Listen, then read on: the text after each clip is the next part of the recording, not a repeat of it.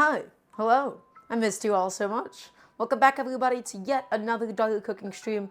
Today is currently Friday. If you're watching this live, it is 5 p.m. Eastern time if you're here on the East Coast. Welcome on in everybody, and I see that in chat we have a lot of the classics at the moment.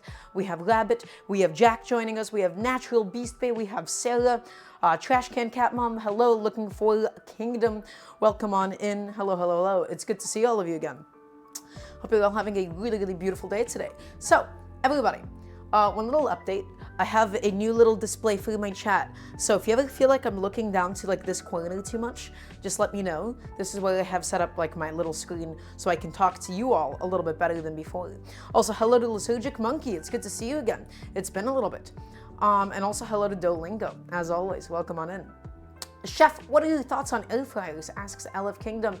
I don't love them. I'd much rather get like a big, like squared, like convectional oven, like a convection oven, like a toaster oven, essentially. I think they take up a lot of space and they're a little bit niche. I don't love air fryers too much, and they're also a bit of a pain in the ass to clean. Also, hello to Dr. Slowbro and to Rabbit. I don't know if I mentioned that as well. So, everybody, welcome on in. Today is just going to be a nice little cozy Friday stream. It was snowing outside. It was snowing outside today. And so for today's stream, I initially wanted to go out and buy a couple of things, and it was snowing, and I decided I am not going outside in that weather. And so we're just making do with what I have at home today. We're kind of using up some of the leftovers. Also, hello to October's Brain. Welcome on in. It is lovely to have you. Yeah. It's pretty brutal outside. So guys, everybody, we'll just have to, we're in this together, I suppose. We'll have to do our best to like make do with this. Also, hello to Blackfire. Welcome on in. Lovely to have you as well. So yeah, today's gonna be a bit of a simpler stream. And also, everybody, let's talk about what we're making. Today, we're going to be making a little something called Tetelas. And so, if you were all here last week when we made tlacoyos, Tetelas are essentially going to be a fairly similar concept. They're going to be masa. We're going to have a little bit of masa. We're going to stuff it with some refried beans that we're going to make. We're going to griddle it, and then we're going to top it off with two things. I'm going to make a little salsa roja, a red salsa made of some chilies. And then we're also going to make a little crema, a little cilantro crema with also some chilies. It's going to be super delicious. And all of this is using stuff that I already had in my fridge. Everybody, once again, I want to emphasize this. This is the epitome of home cooking. I had leftover beans that I had in the freezer that we made a couple of streams ago that are perfect for refrying. When you have leftover beans, they are beautiful for refrying.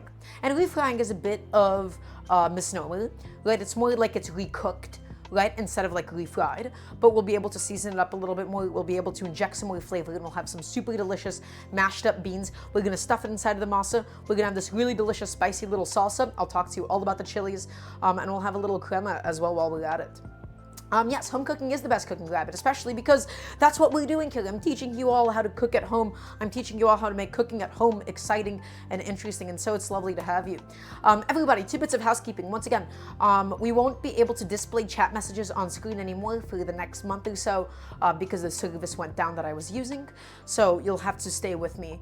Bear with us for that. And the second thing, everybody, if you want to continue to keep these streams free for everybody, please support the Patreon.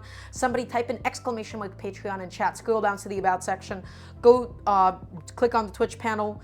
You know, any little bit that helps. It all helps to cover the grocery costs of doing these streams. Also, welcome on in, Babbage. I'm still not sure how to say your tag. Also, welcome on in, Ephiz. Hello. So, everybody, we have 4 components to do today. We have to make the masa, right? We have this guy right here. As always, I'm using a little bit of maseca. Okay, a little bit of maseca. This is nixtamalized corn flour.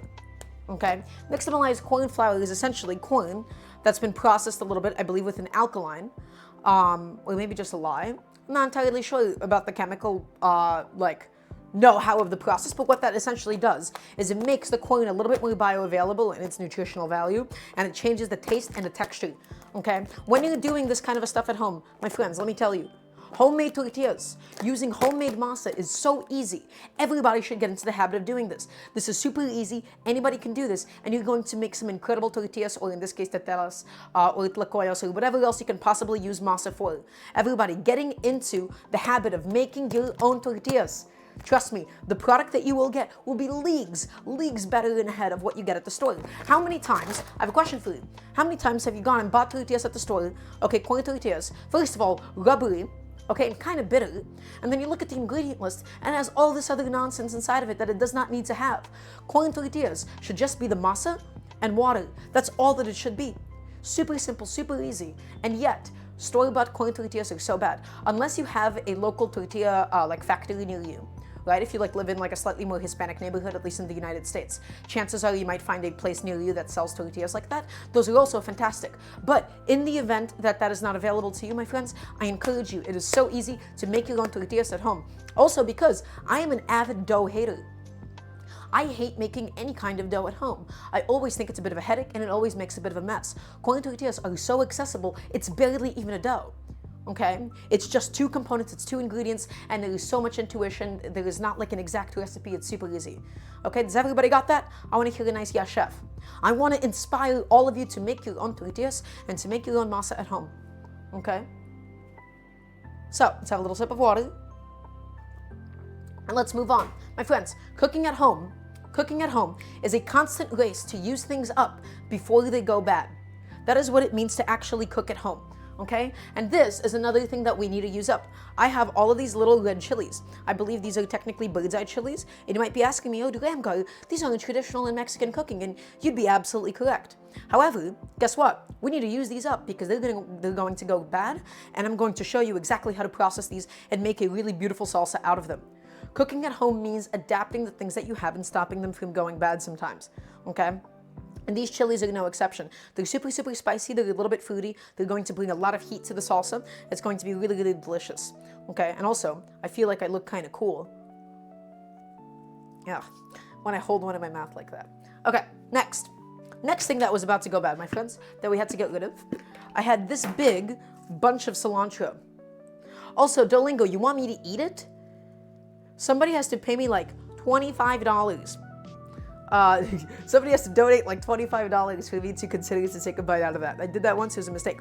I had all the cilantro. The cilantro has maybe a couple of days in it left. We're going to do two things. This is going to be used for garnish, and then this is going to be used for a little crema. We're going to make not a very traditional crema, but what I really love doing when I did the quesadillas, we blended up the cilantro with some like jalapenos and some lime juice and added it to some sour cream, and it was super, super delicious. It was really, really yummy. And so I want that kind of a crema on top of my tetelas. Okay, I think it'll be really, really delicious. I think it'll be really special. And then we'll also have some cilantro as garnish as well. And this is a very nice way of using up what we have. Okay. Calling Dosky back, yeah, Duolingo. Dosky to be able to fund this. I'm gonna keep this in the fridge so this doesn't continue to wilt, so it just stays nice and fresh. And, oh, actually, as always, my friends, whenever you buy herbs from the store, wash it, drain it off. I love using my salad spinner for this. Okay, and always in a Tupperware, in a container with a paper towel. It'll keep it nice and fresh. This is your humidity regulator. It's like a little silica packet. Okay, I'm going to go ahead and throw this on into the fridge. Beautiful. Next, what do we got to talk about? One of my favorite ingredients, my friends. You know what this is? I want somebody to talk to me. Who knows what this is? We got to talk about this. This, my friends. You know, actually, I'm going to give chat like 1 second to tell me exactly what this is. Specifically, if you can specify. Yes, Jack, it is indeed a dry chili. Does anybody know what kind of chili this is? I'm fairly certain this is a pasilla chili. Okay, you guys didn't, get it correct in the time allotted. Everybody, I need you all to understand something. There is something that we do on this channel. There is something that we do on these streams, and there is something that we don't do. The thing that we don't do is we do not mess with pre-ground chili powder. We do not mess with pre-ground chili powder. That McCormick jar of chili powder that you have sitting in your cupboard, I would love for you to go ahead and throw it away. I would love for you to go ahead and throw it away. Because it tells you nothing. Let me tell you something, my friends. In Mexican cooking, there's so many different kinds of chilies. There's dozens and dozens of different kinds of chilies, all of them with something distinct, something different to say, and all of them look and taste and smell a little bit different than the last ones. And they're all used in different ways. These, my friends, are pasilla chilies. They're a little bit fruity. They're not as spicy, and they're almost described as like being like slightly raisiny or like slightly chocolatey as well. These are super, super intense. These are super delicious, and they're going to make for us a very special salsa roja for today. You see pasilla chili is used in all kinds of like stews and sometimes like other salsas as well. It's going to be really, really delicious. My friends, get into the habit of using whole red chilies. I'm going to show you exactly how to process it. But let me tell you, the canned chili powder, the jarred like pre-ground chili powder, okay, says absolutely nothing about the kind of a chili that it's from. All it is sometimes just vaguely smoky and nothing else. You smell this, and it has a completely different flavor profile and a scent profile from any of the stuff that you can get pre-ground and in a jar, okay? So, where did I get my hoodie from, Jack? This was a gift from somebody. This was a gift. Okay, so those are my chilies. Next, we have a little bit of lime. I'm going to use this lime, my friends. Ooh, I'm so cool, I'm so swag. I just did that. I'm gonna use this lime in the crema. So the crema is just going to be the combined cilantro, some chilies, a little bit of lime juice, just for something like very like refreshing and acidic to put on top of the tetelas. Okay, really nice to do. What else do we have to talk about here? I have a little onion that's going to be used for the refried beans and some garlic behind me as well. And then one last thing, I'm going to show you guys something fairly unappetizing. I pulled this out of my freezer. I have a bag of black beans. This is a bag of black beans that we made a couple of streams ago. Also, I think I just talk fast. That is just the thing that I did. Also, welcome on in, Ein CB. Everybody, I have a big bag of black beans here. That was a lot of alliteration at once.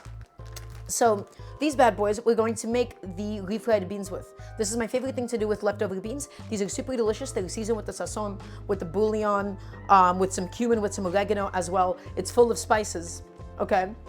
And it's going to make the best refried beans for us, okay?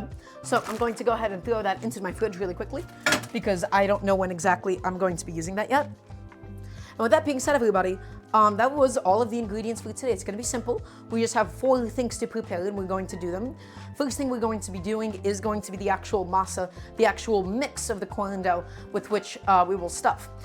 So that being said, everybody, are you ready to begin? Are you ready for another beautiful day of cooking? It's good to have all of you. Even if it is snowy and cold outside, it will always be warm in the kitchen and warm in our hearts. I was a little too emotional. Okay, great. Okay, everybody. I believe that we can begin. So, really simple. I'm going to show you guys exactly how to prepare a beautiful masa. So, my friends, you want a bowl. You want a bowl that is slightly bigger than the actual volume of ingredients, really quickly. And this is my general rule anytime that I'm making a dough or anything like that in a home setting. You want a bowl that's slightly too big, because imagine this was like perfectly full, same idea with meatballs. If this was perfectly full and you tried to go ahead and mix this around, what would happen is it would overflow and it would come just spilling out of your bowl. So you want to be able to compensate for this in advance with a bowl that's slightly too big. Okay, sweet. Next, all we need, my friends, once again, are 2 components. We're going to need some maseca and we're going to need some water. Okay, and I'm going to show you the exact proportions of that right now. So roughly, the ratio that I've been shooting for lately has been about a 1-to-1. And I'm going to show you exactly how to feel for the texture that you're looking for, my friends, okay? I'm going to show you how to feel for the texture. So, oh, and we're not using a measuring cup. We're not using a measuring cup. I'm just using this little teacup that I have, right? That's how I portion this stuff out at home. I'm going to get in there and we're going to get about 1 of these teacups worth. And again, roughly volumetrically, we're looking for a 1-to-1 ratio. So, 1 of these little teacups. Okay, nice and easy. I'm going to go ahead and put this away behind me now. And then, my friends, I'm actually going to be experimenting a little bit. Lately, I have been only using boiling water. I've been only using boiling water for my tortillas, or in this case, just my masa for the tetelas.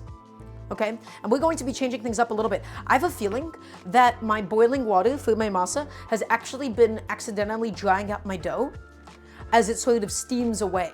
I have a feeling that the boiling water is drying it out, so now I'm going to experiment with like the hottest possible water from my tap instead. And so again, roughly the ratio that we're shooting for is going to be a 1-to-1 volumetrically. But again, I'm going to show you how to feel for it and how to get the right texture. So I'm going to go ahead and just get some hot water from my tap really quickly. I live in New York, okay? Best tap water in the world, baby. Nice and easy. Okay, gonna go ahead and fill that bad boy up. It's not hot enough yet. I need to give it a second to heat up. It is still frozen outside. But yes, I have a feeling that I was like using straight boiling water from the kettle. I think that was a little bit too hot because most people, they either do cold water or they do like warm water for these. I'm going to try with just hot water from my tap, my friends. So we're going to go ahead and pour in 1 whole cup, nice and easy. Okay, and then we just take a wooden spoon here and we're going to mix it around. We're going to mix it around. Wait, where are my gloves? I forgot to take out my gloves. Oh no. And we're just going to mix this around. Thank you, Serena. Also, welcome on in, Kemi. I hope you're having a beautiful day today. Hopefully you're staying nice and warm. But yeah, so we're just going to go ahead and combine this. And then once it's roughly combined with the spoon, we'll go ahead and transfer over to our paws, our hands. You don't have to use a glove like me. I'm going to be using a nitrile glove because I have eczema on my hands and I would like to protect them. My friends, I want to emphasize, okay, making tortillas at home is so easy. Making your own masa at home is so easy. You need very little and it's so cheap, it's so delicious, and you're going to get a much better product at the supermarket. This is the kind of a thing that is actually objectively better to make at home. Okay, no, Duolingo, I'm going to be using the same one from last time. I don't need to cut any more circles. Okay, so just taking it all together, my friends. Okay, and then I'm going to go ahead and glove up. I'm going to glove up just to make my life a little bit easier. And again, this needs to get done in advance because we need to let sort of the dough hydrate. We need to let the maseka hydrate. Okay. So we're not going to be necessarily kneading for any sort of tension because remember, my friends, in dough, the thing that makes it elastic and springy is the presence of protein or specifically gluten. Okay, that's why people say, oh, you have to knead your dough. In this case, we're not kneading for that. All we're doing is we're just combining this into a soft and pillowy and beautiful little masa that we can then make our tetelas with later on. And also, by the way, I can already tell you right now, my dough is a lot more tender using the hot water for my tap instead of the boiling water for my kettle. I do have a feeling that my water has just been a little bit too hot before. And I was like kind of contributing to some taste or texture that was not particularly pleasant. So we'll see how this ends up working out. But yes, this is not we're not like kneading. All that we're doing, my friends, you can see how quickly this came together. We're just going to keep mixing it through. We're going to keep mixing it through just to make sure that all of the flour, all of the corn flour is fully hydrated. And yes, Rabbit, you're kneading the dough to make it more elastic typically, right? You're basically just developing the gluten and sort of folding it into a more complex shape. Not this dough, once again, I want to emphasize, with like regular bread doughs and stuff where you're using wheat. Gluten essentially forms when you add water to the flour, okay, and it's in a bunch of little strands, and the more you mix and you fold it up, you're taking all these strands and putting them in the super little complex bundle. Okay, hence why dough tends to get chewier and tougher the more that you knead it. In this case, all we're doing is we're just combining it enough. We're just combining it enough for us to get a beautifully hydrated little bit of masa. Yeah, wow, I actually think my boiling water was drying it out in the past. Huh, I think I should have just been using hot water this whole time. Guys, I've made tortillas like maybe 12 times already. But it's super, super easy. It's super fun. It's super easy, okay? And this is the only little bit of heavy lifting. And then afterwards, it's just going to be some technique from this point onwards. So, my friends, I'm going to give this a couple more mixes through, and then we're going to test it. I'm going to show you exactly how we test it. Pick it up. Ooh, this might be the first time I've had a dough that's a little too wet. Let's find out. So here's what you do, my friends. You're going to take a little ball of dough in your hands, and you're going to press it out on your hands, and you want it to be able to unstick easily. However, it did just stick to my hands a little teeny tiny bit. Yes, so you want it to be able to unstick easily, and then you're also going to be checking for the corner cracking, right? However, this is my first time using warm water and not boiling. I feel like that's leaving a little too much residue in my hands, and it's going to even further hydrate. So here's what we're gonna do. We're going to mix this up a little bit more. I might end up adding a little bit more masa. And in general, it's nicer to lean towards a drier dough than a wetter dough, only because it's going to hydrate a little bit more as it continues to rest, okay? It's going to get a little bit more moist. So yeah, I actually think for the first time, my dough is slightly too wet. I'm going to trust my intuition here. Take another ball. Let's roll it up in my hands. Let's flatten out. And you can see, my friends, there's no cracks. But if I try to peel it off, there's a little too much residue. That's a little too much residue. You want slight residue, but that was a little bit too much. So I'm going to go back into my masa. I really was not expecting this at all. And we're just going to spoon in a couple of spoons of the maseka at a time until we get a desired texture. Perfect. And that's all that it takes. It's so easy to actually gauge for this, my friends. You're looking to see there's no cracks in the corners, and you're looking to make sure it doesn't stick to your hands too much. That's all that you need to do. Okay? That's all that you need to do for homemade tortillas or for homemade masa. There's no, like, you don't have to knead this for a certain amount of time or anything. It's nothing crazy like that. Okay. So let's just go ahead and spoon in one of these bad boys worth of masa. And I'm going to go back in with a fresh glove, and we're going to just mix it through until we are satisfied with the product. Does anybody have any questions about this process so far? Does anybody have any questions, any comments, any concerns, anything they want to say to me at all? Hope you're all having a beautiful Friday. I'm always so flattered that you guys are choosing to spend your Fridays with me. Nice and cozy. Okay, we spooned it in, and we're doing a little bit at a time, right? Because we don't want to over dry this or anything. We just want to make sure it's nicely and evenly incorporated. But yes, after this, all we're going to do is just wrap it up in a little bit of plastic, and then we'll proceed with everything else. Also, welcome on in, Lazarus. Hope you're having a beautiful day today. Also, Pink Ego, I'm glad you enjoyed my Twitter videos. Ugh. Huh. Is my thing working today? It is. Okay, great. Scoop it all up, fold it back in. Okay, Serena Chess asks me, question, chef, if I forgot my fresh chicken stir fry out of the fridge overnight, is it still safe? Probably not. Probably not, because it sat out in the bacterial danger zone for more than 4 hours. 6 hours is well past it. I believe 4 hours is like your maximum. So I don't believe that you can. Also, welcome on in, Peter. It's lovely to have you. Greetings from Wisconsin. Whoa. Hey, how was your week? I'm doing pretty good. Jack, I'm glad that I can provide in that case. So my friends, once again, we're just mixing through that last little bit, little bit. Whoa, that last little bit of masa. I did not mean that last little bit of masa. We're just working it through. Let's keep going through this.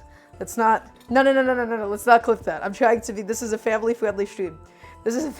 I'm trying to keep this a family-friendly stream, guys. Okay? That was a slip. That was a slip.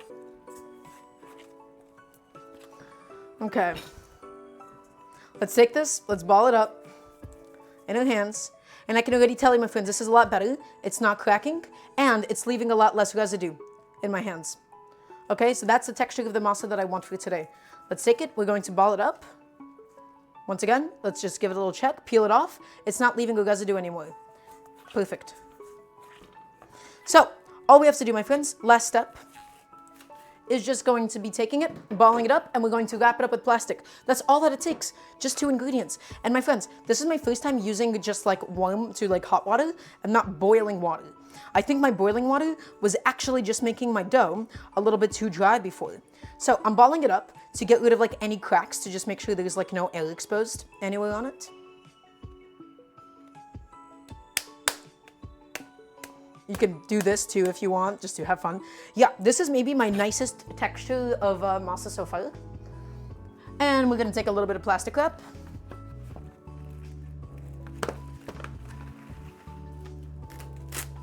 But yeah, Tsugina, it might be a problem. Listen, you can take as many risks as you want, but it would be a problem. Okay, my friends, that's all it takes for the dough. That's all it takes. Now we're going to leave it back. You want to ideally let this sit for like at least 20 minutes, but we're not going to be touching this for at least another hour as we proceed with everything else. I'm going to set this bad boy behind me. Okay, and I'm going to take a second just to clean some stuff up.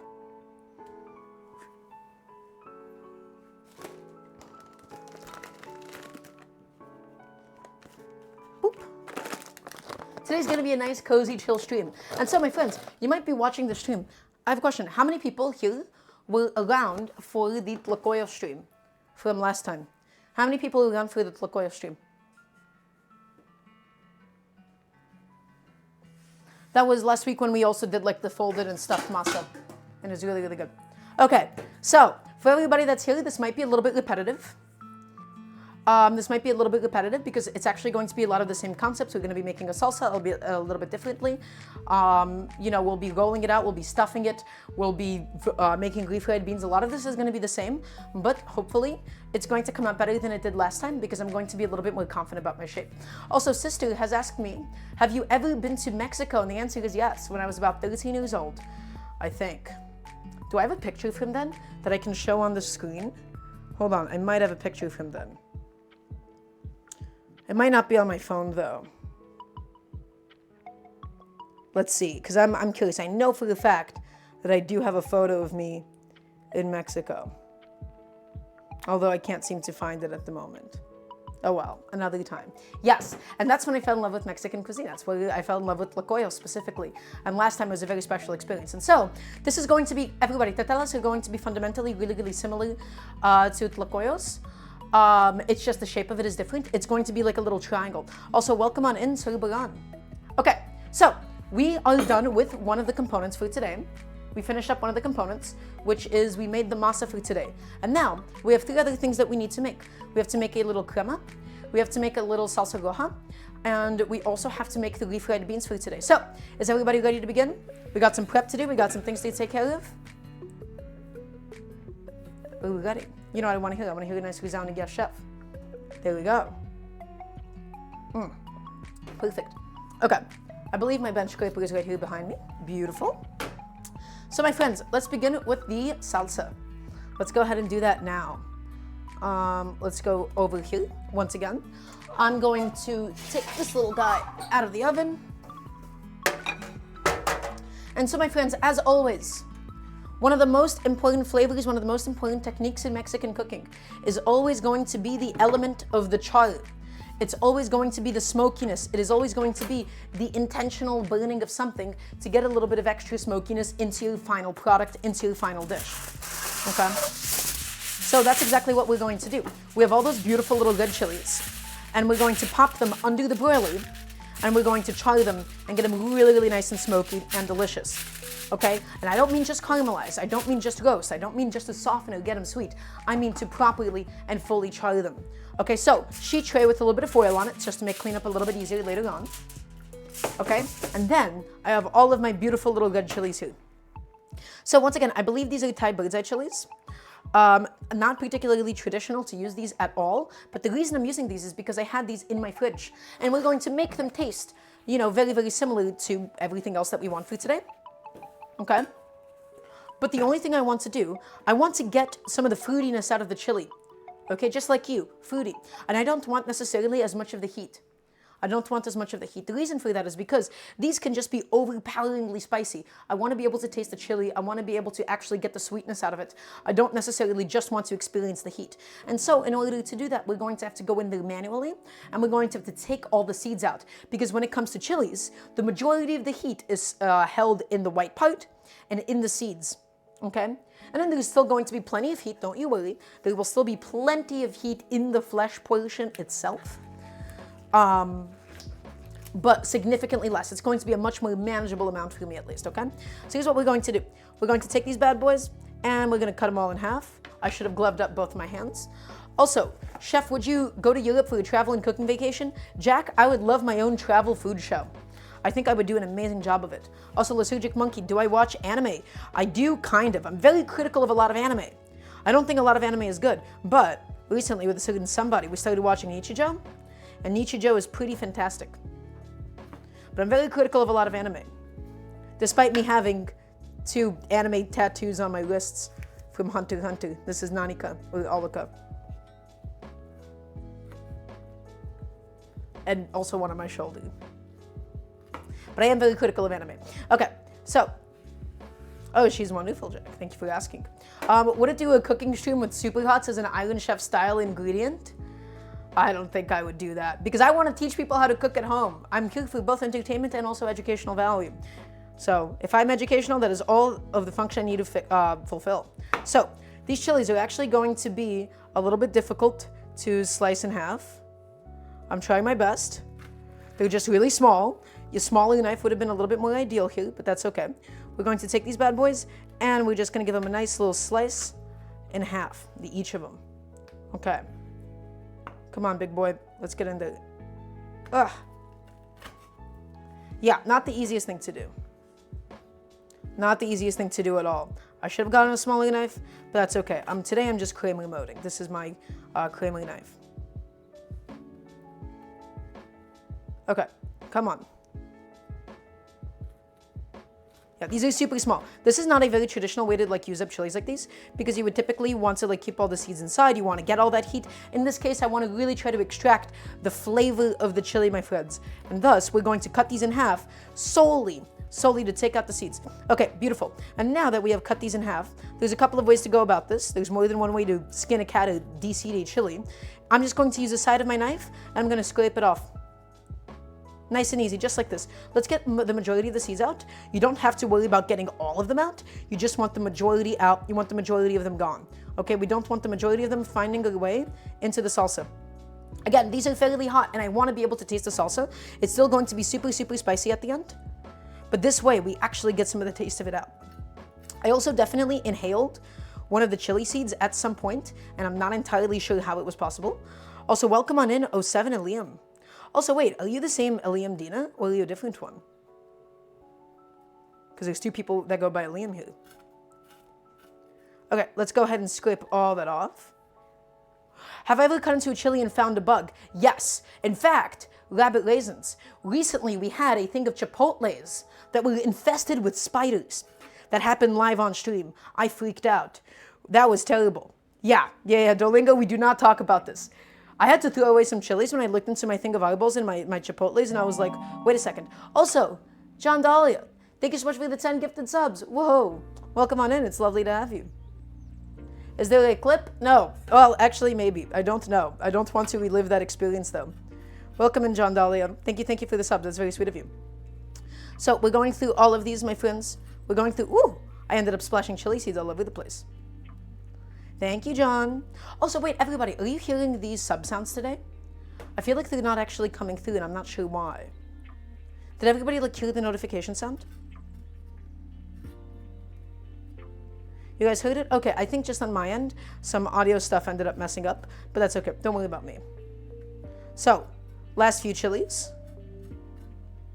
Again, we don't have to be perfect with these. We just wanted to get rid of the majority of the seeds. It's a little bit clunky. It's a little bit cumbersome to go ahead and do it with such a big knife on such a small chili. Also, Eliam, whoa.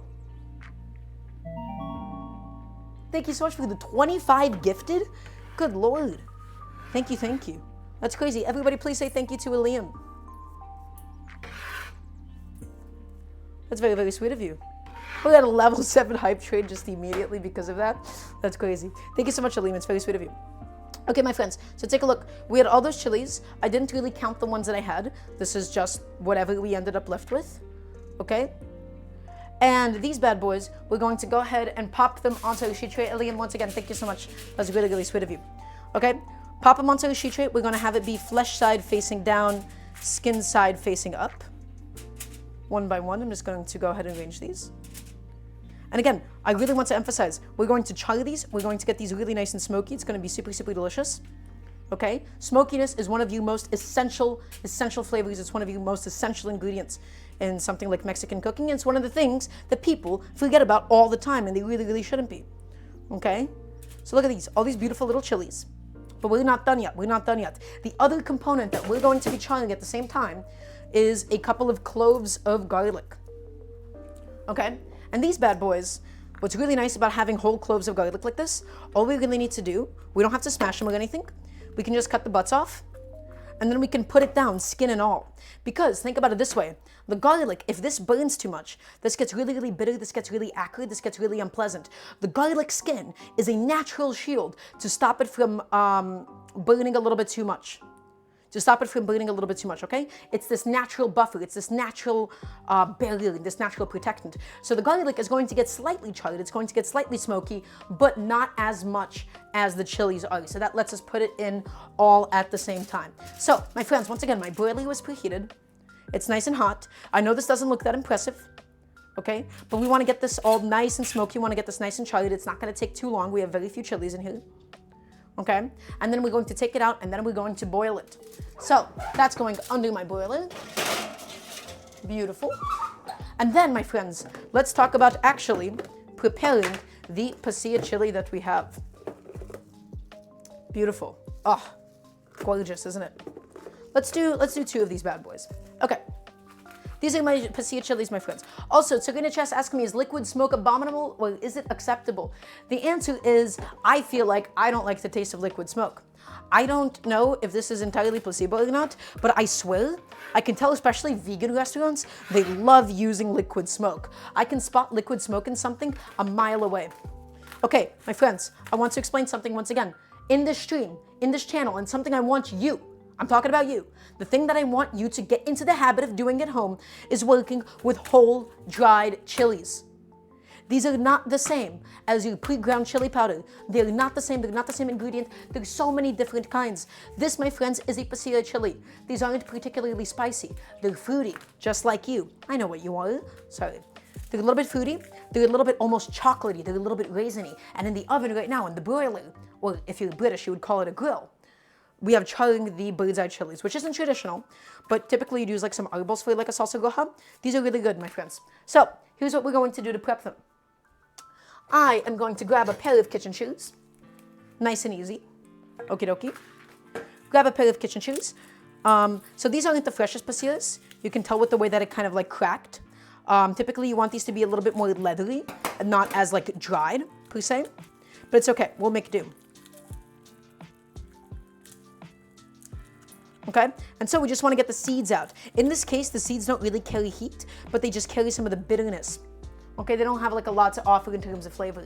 And then we're going to put it on a microwave safe plate once we have officially de-seeded them.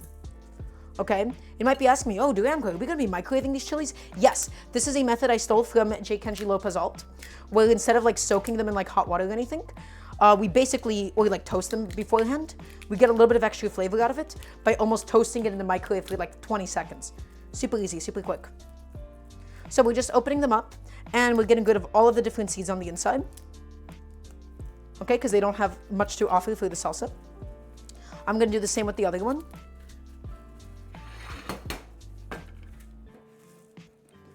Okay. Where is the opening here? I believe it's over here. Sweet.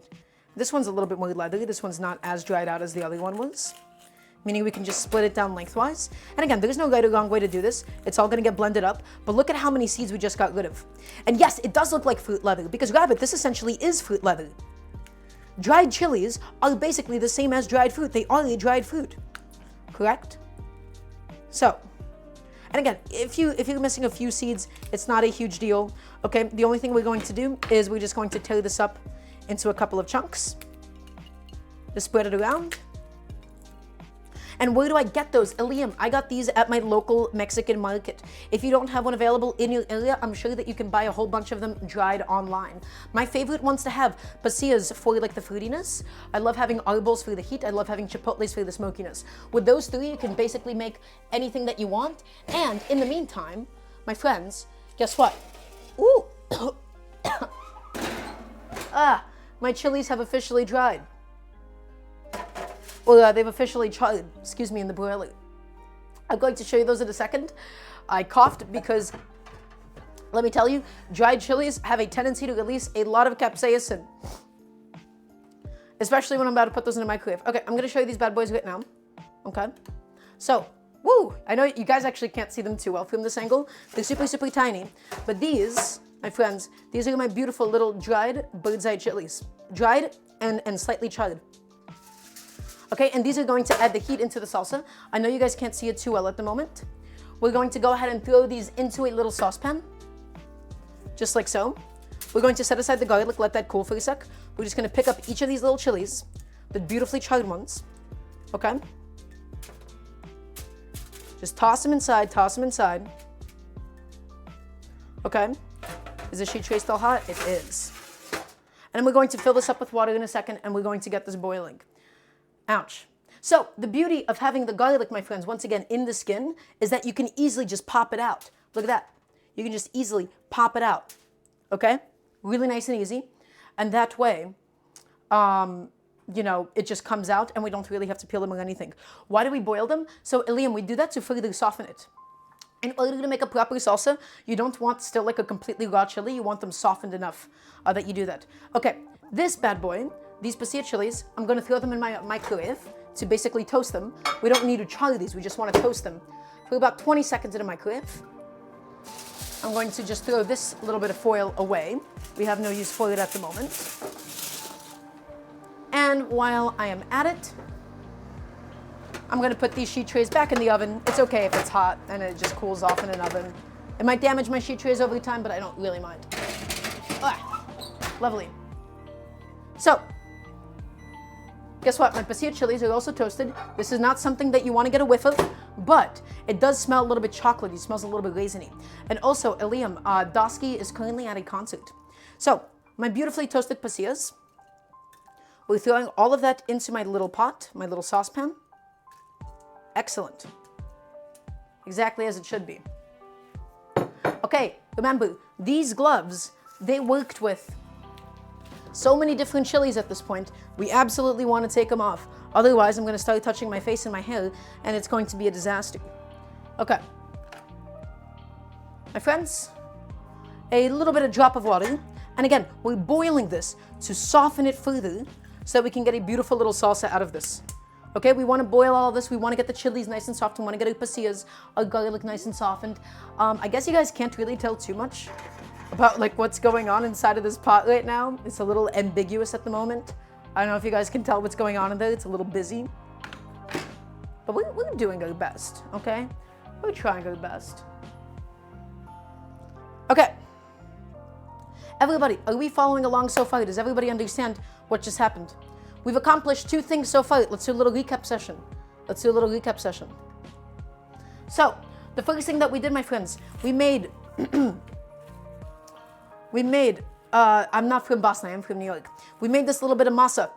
So just some nixtamalized corn flour, some maseca, and we combined it with warm, not boiling water until we got it to the right texture. I taught you all how to do that so many times on the stream. And now we're letting it just chill out and we're letting the dough fully hydrate. Okay, as it sits here.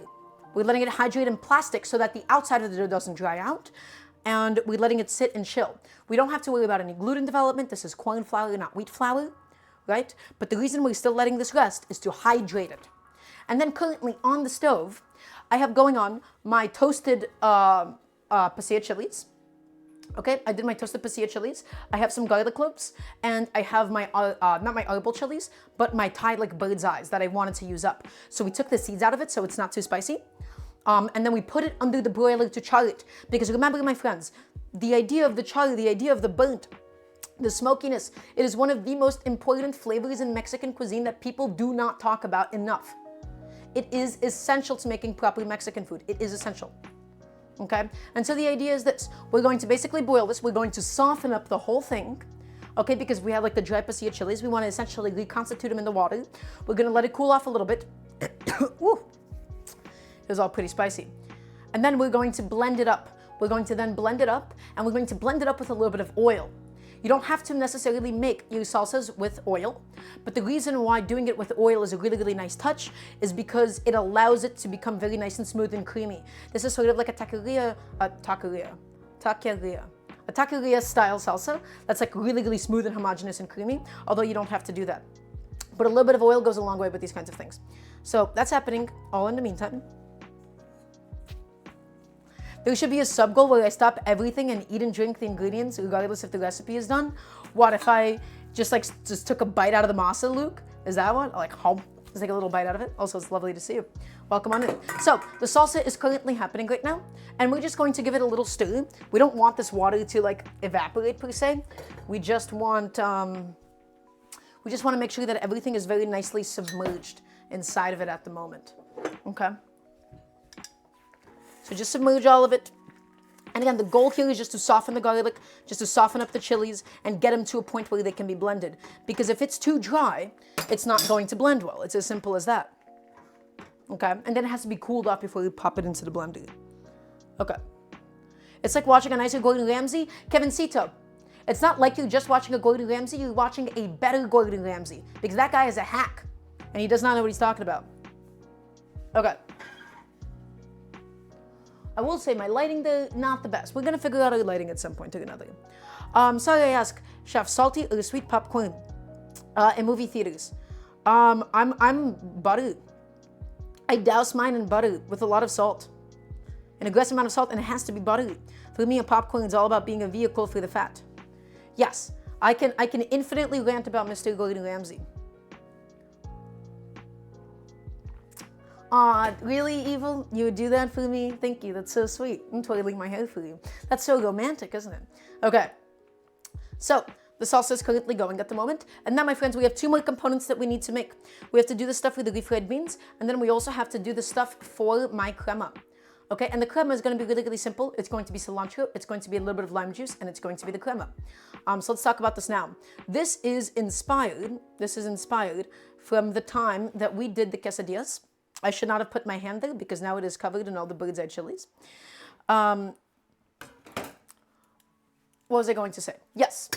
This is from the time that we did the crema for the quesadillas. And I realized how pleasant it is and how really, really nice it is to have just like something spicy, something like green, to be able to like cool off your palate. So we're going to have like this really, really spicy, really, really delicious like salsa roja. And I feel like that can use a splash of water more while it cooks down. And this like really vibrant, this really, really green, delicious crema just to cool things off. And that's all going to go on top of the tetelas. And again, it's not particularly traditional to have like such a seasoned crema per se, but I like it. And I think it's a very nice way to just up the flavor in this. Okay. And again, this is easy. This actually just cannot get any easier than what I'm currently doing for all of you right now. So, a little bit of cilantro. Now, I'm going to give you all a little option here. I'm going to give you all a little option here that I think you should be personally doing that I'm not doing for today. Something that I think that you should do if you want to do this at home. I think that you should blanch your cilantro, meaning in the boiling water. When I say blanch, I mean boiling water for about 10 seconds and then shock it in ice water. What that does is it leads you to a much more stable cilantro that doesn't oxidize as much and doesn't lose its flavor in the fridge. Okay?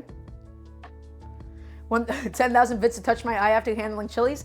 Oh, don't worry about that, Luke. I can handle that just fine without needing anybody to pay me off for it. So, my friends, when it comes to the cilantro, what you can do is you can blanch it, okay, and then it holds and it doesn't oxidize as much, especially when you chop it up. I am not going to do that. I'm not going to do it. You know why? Because I don't plan on having this in the fridge for so long that I really care about it losing its flavor. And if it does lose some flavor, then so be it. I'm going to be eating... Ow. The chilies are still in the air. I'm going to be eating most of it today. Okay, for this, we don't actually have to worry too much about getting rid of the stems. Just I'm getting rid of like some of the big ones. And just getting this into some more sizable chunks or so. Okay. And again, this is going to be really, really simple, and this is a very nice way to use up this slightly older cilantro. It's not as pretty anymore. It's definitely seen better days, okay? And so it's just going to be blended up into this little cream that we're making, okay? In fact, I might use all of this now. I'm not going to have any cilantro for the garnish, which does kind of suck, but I just think this is the best way to use all of this up now, you know? It's the best way to save this. It's not going to make for a very pretty garnish anymore at this point in its life, but it will make for still a very lovely and very flavorful little crema. Okay, everybody following along so far? Does everybody understand?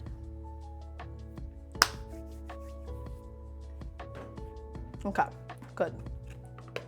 So, we're using up all the cilantro for today. Nice and easy, keeping it simple. And I'm just going to go ahead and dump that. Oh, is this clean?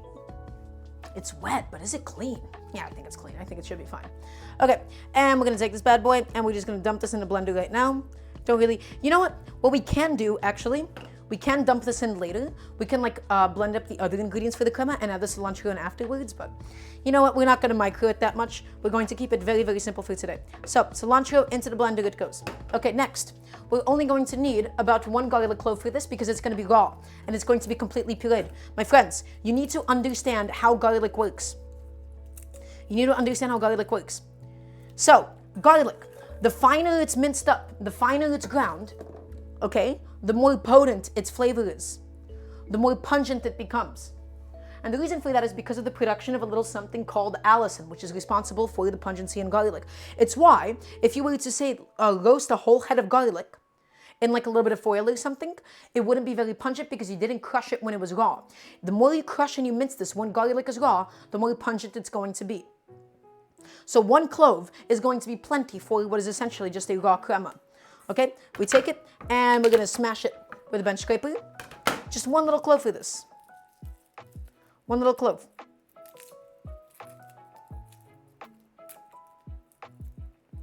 Why does it look like the late night cable commercials? Which part looks like the late night cable commercials? The whole stream? What are we talking about here?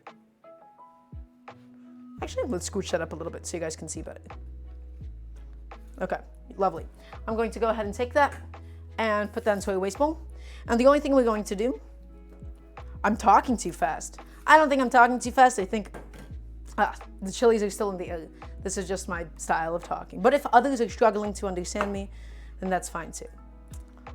Okay, so we're just going to chop this up into slightly smaller pieces just to give the blender a little bit of extra help. So it's not completely struggling completely on its own here. We're gonna toss the garlic in. We're going to do a little bit of onion as well. We're going to do like 1/8 of this onion, just for a little bit of oomph. You can even do some onion powder if you would like. I just like a little bit of onion in something like this. Okay. Like, genuinely, like 1/8 of this onion, because I don't want it to become overpowering. Okay. And yes, the garlic press is getting a cold shoulder because it's all going to be blended up anyways. We don't have to worry about the garlic press today. So, my friends, very little onion for today. And we're just going to dump that right in. I'm going to give my salsa a little bit of a peek. See how this bad boy is doing. How is she holding up? Looking pretty good thus far. Excellent. Furthering its softening. We're going to just give that a few more minutes and then we'll proceed with its blending. Okay. Next, let's talk about, I'm going to put this onion behind me. I have no use for this at the moment. Let's get a little bit of lime juice in here, my friends. Let's get a little bit of lime juice. So, cut this bad boy in half. And guess what? I have my fancy little citrus press. I think it's in my dishwasher. I did just finish cleaning. Is it in here? Is it in here? Where'd you go? Hey, where'd my little guy go? Where's my favorite little citrus press? Where's my little lemon juicer? My little lime juicer? Guys, whoa, pause. Pause for a moment. Oh, it's already in here. Okay, I understand. Never mind, I found it. Okay, sweet. So my friends, the thing that nobody understands when it comes to citrus juices, super, super simple, super easy. Don't do it face up like this. People think that your citrus has to be face up, facing the actual direction of this. My friends, you want it to be facing down. You want it to be facing down because it actually presses down. You do it like this, all of the juice is just going to come up and go through the sides. You want it facing down. It's not very intuitive, I know, but trust me, this is the way to get it done. And this is a like tabletop one, so you can kind of keep it like this. Also, it's a green chest. Thank you so much for the Prem sub.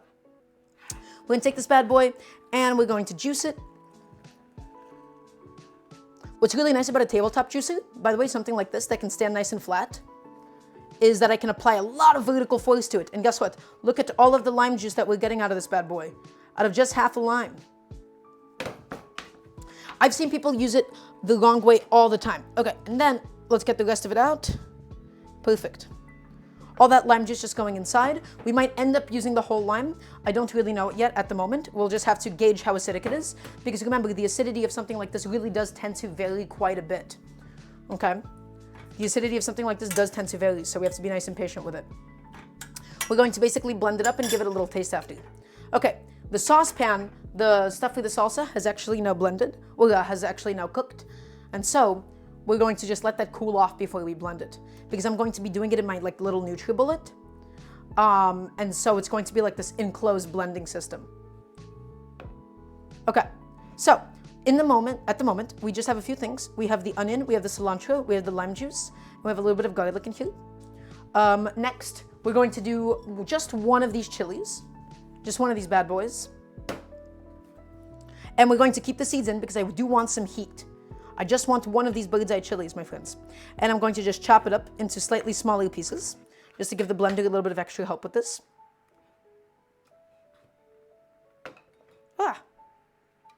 Okay, and then we're going to spoon in some crema. So I have something that I don't think is particularly ideal. I ended up buying this when I was looking for like a very nice like local Mexican crema, and it turns out this product that I bought actually ends up kind of sucking. And I'm going to show you exactly what it is, and we'll talk about how to save it.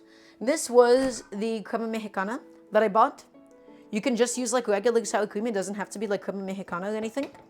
And then unfortunately, it's full of like a lot of shit it does not need. I would have much preferred just buying a straight up regular sour cream. I just had this in my fridge and I wanted to get rid of it. And this is a nice way to give it some new life. Okay? And so all we're going to do, my friends, all we're going to do is we're going to just go in, just smell it just to make sure it's still good.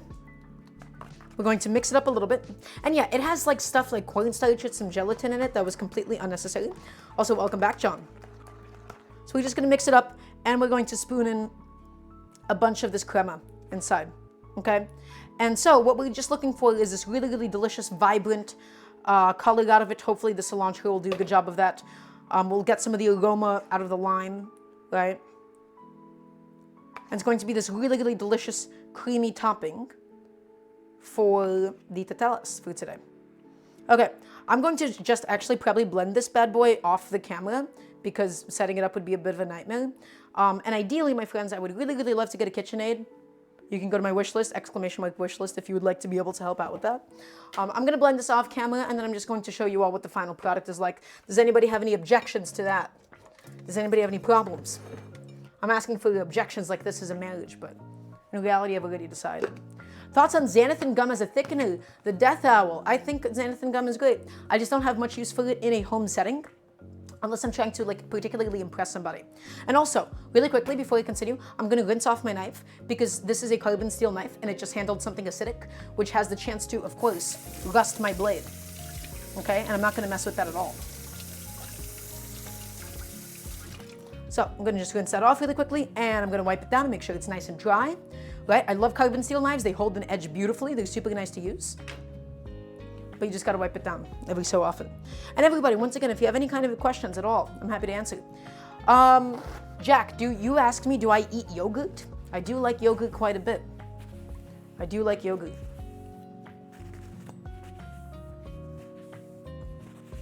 Yeah, rabbit. So in general, I would say like don't buy like that Crema Mexicana that I ended up buying. I would just buy like whatever sour cream you can get like available, and it would be fine, especially for something like this. So everybody, let's clarify really quickly. We have one chili in here.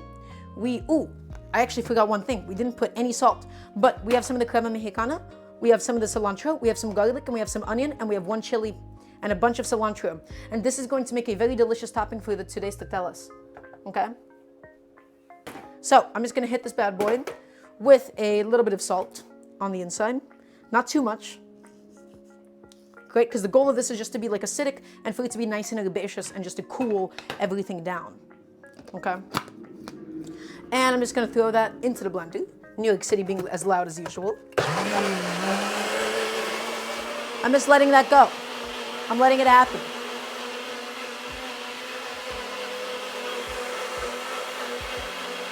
We're letting it go a little bit. It's gonna be loud in the kitchen for a little bit. Are we hanging in there? Are we doing okay?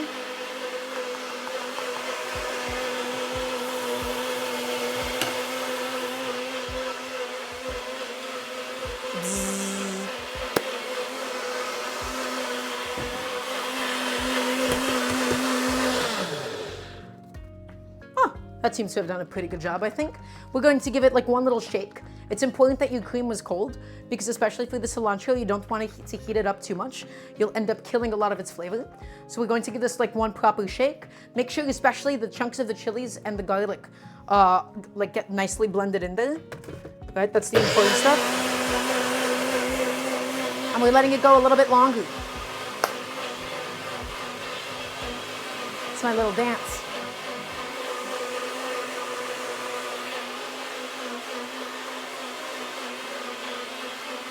Okay.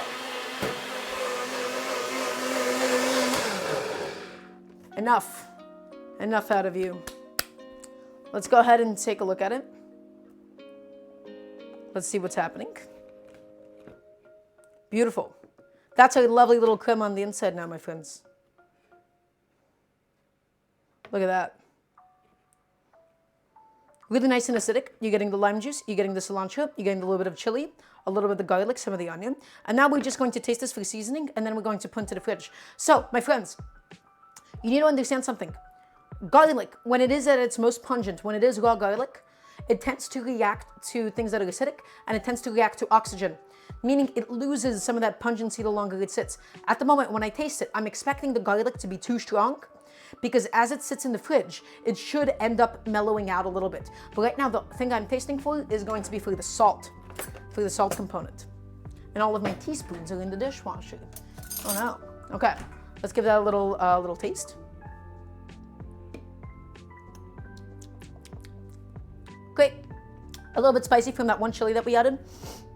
Nice and acidic. You're getting the bite of the garlic, and that garlic bite, once again, it is going to die down the longer you let this sit in the fridge.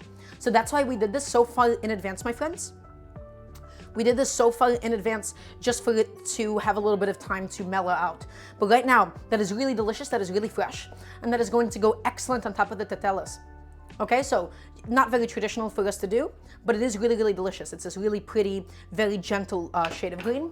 I'm going to transfer this bad boy to a little Tupperware and slap a plastic lid on it. I mean, honestly, this is just great on a burrito, on even a taco or anything that you really want to do with it. It is just this really tasty amplified sour cream. So anywhere you would use sour cream in a savory application, you can also just use this. Okay, is my silicone spatula in the fridge? Yes, it is. Welcome back, my friend. Also, hello, Moon Hub. So let's go ahead and pull out all of this, and we use a nice little silicone spatula just so that we can get it inside and scrape it up. And my friends, we have used up all of my leftover cilantro using this. I feel like, how many times have all of you bought fresh herbs at home, okay, for it to only go bad within however long? At home, it is always a racing game for me to be using up fresh herbs before they go bad. Things like cilantro, things like parsley. I mean, they've always got a fairly temporary shelf life, especially leafy greens, right? And so this is a very, very nice way of using up a lot of cilantro all at once, okay? Making a little delicious crema like this. And then this is going to, of course, be the topping for tonight's tetelas. I'm just getting all of it out because I don't want any waste. Yeah, they always go dry and wilty. And remember, the way that we store the cilantro at home, in a Tupperware, after we wash it thoroughly because it's full of dirt and sand, in a Tupperware with a paper towel. The paper towel is a natural humidity regulator. It stops things from being too moist or too dry.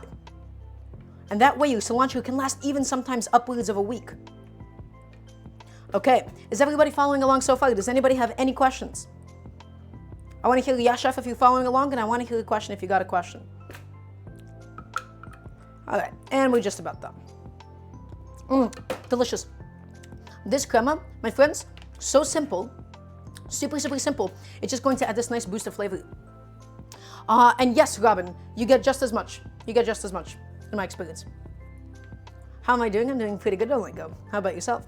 Really delicious. I'm going to pop this into the fridge just to let the garlic mellow out a little bit, okay? You don't want to eat this immediately unless you like the super pungent taste of raw garlic right off the bat. Just give it a little bit of time. Okay, and now I'm going to take a second to submerge some stuff.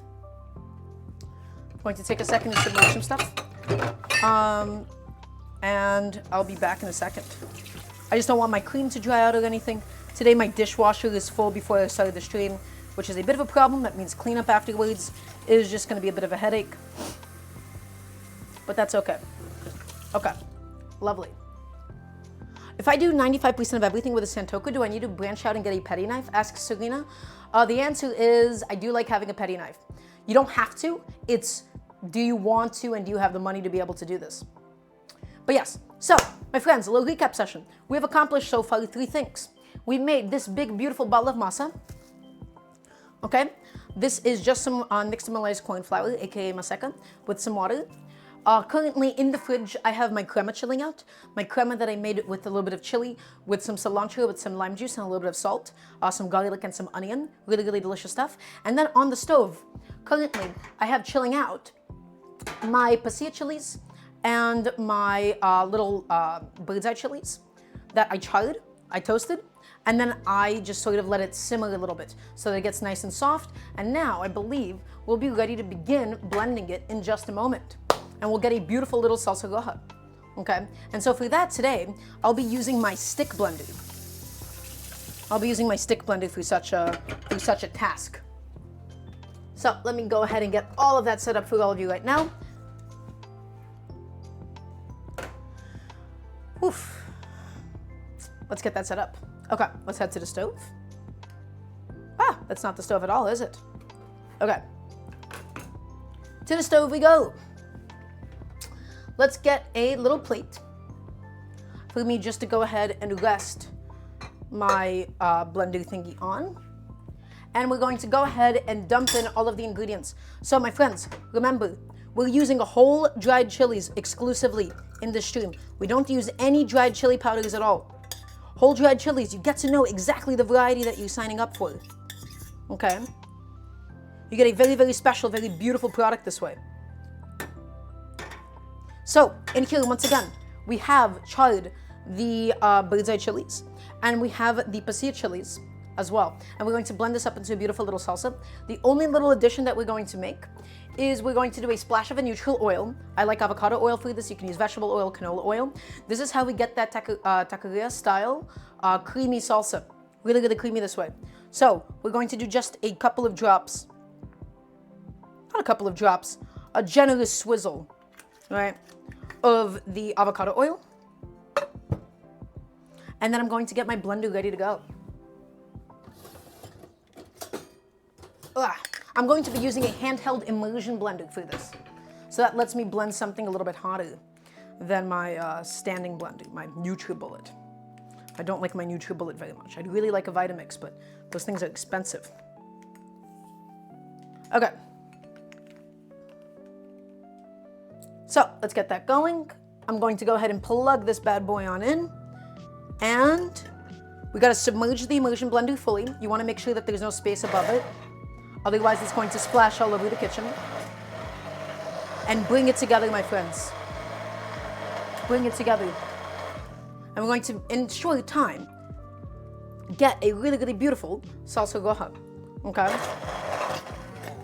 Lift it up, get all the big chunks in there.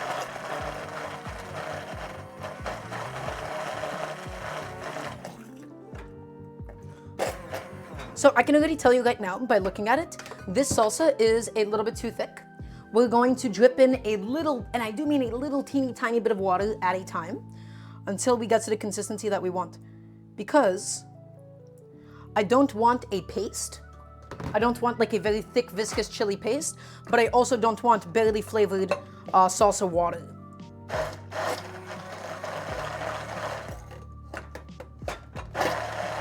That just splashed all over my hands, didn't it? This is why having a towel for this is also really nice. It's nice practice.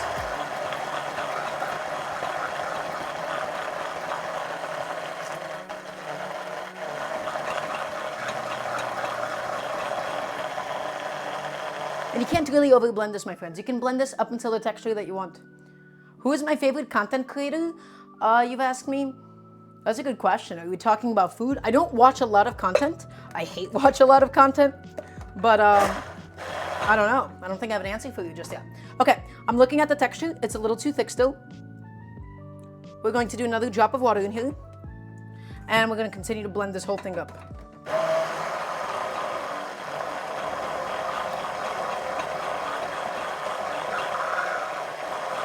And again, that little bit of oil makes a huge, huge difference.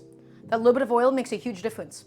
Okay? That's how you get like that really, really thick, creamy salsa, as opposed to, you know, like the kind from a jar. So we're just letting it go. We're letting it happen. We're almost done. Yeah, that's pretty good. That is what I'm looking for. Last thing we're going to do is we're going to hit this with a little bit of salt and blend it again. And I do mean a little bit. Any opinion on Mark Wines? I've watched a lot of it, just had it on the background as I sleep. That's what his content is the best way for me. I do mean a little bit of salt. The goal of a salsa is not to be too salty, okay? It's supposed to bring the heat, and of course all of you like fruity and charred aromas into something, but it's not supposed to be overwhelmingly salty.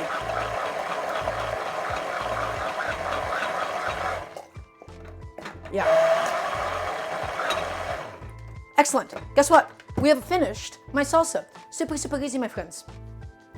Super easy. Let's go ahead and show you what it looks like now. You ready for my salsa? Let's take it and let's tap it out. Okay, and this. Look at my beautiful salsa, my friends. Okay, that is what it should look like. Now, it's less of a salsa roja, and it's maybe a little bit more like brownish oranges at this point, but I think that's totally okay. That's not a problem by me. So, my friends, I want you to understand, I do not mess around when it comes to salsas, and this is not a tomato-based salsa. We had two types of chilies.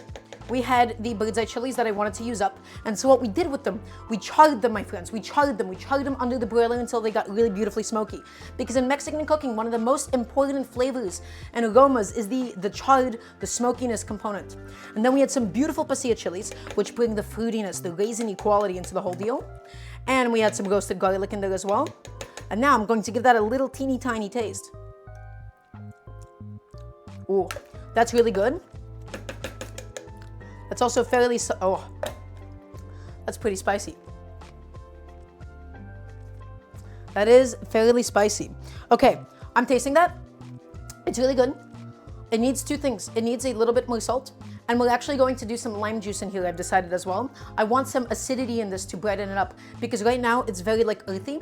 We're getting like the fruitiness of the chilies, and it's really, really nice. But the thing that it's missing for me is I definitely want some kind of acidity in here. So we have the other half of the lime that I'm just going to juice right into this. And I think that will be a nice touch. I wasn't initially planning on it, but this salsa is a little bit intense for me in terms of like its fruitiness and its funkiness. I want some acidity to mellow it all out. So we're gonna take this lime and we're going to press it using a lovely little citrus juicer. Again, that's why having a tabletop one is very nice for something like this. And we're going to pour it in. Just half a lime's worth of juice. Okay. Let's go ahead and mix it back in. It's going to make the whole thing a little bit runnier, so just be patient with it. Just mix it back through. And then we're going to do a little bit of salt as well. Okay. So a little bit of salt, I felt like was missing from it. And I don't want this thing to be too salty, okay? I don't want it to be too salty at all.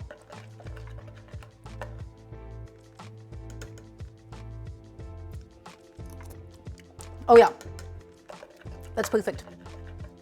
That, my friends, is now a beautiful salsa. Just like that, excellent.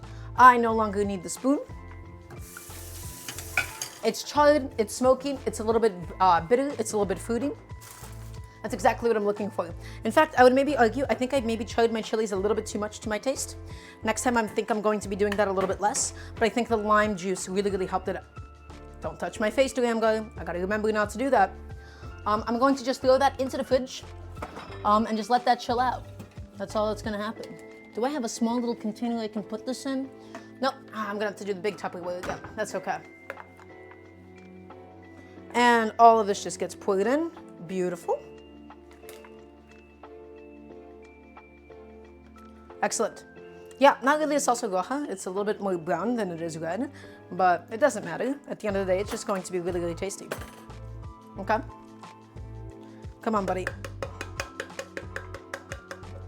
Lovely. Okay, this bad boy is going to go into the fridge just to chill out alongside the crema. So I'm going to go ahead and take a second just to clean up my station and get rid of some things. Does anybody have any questions in the meantime?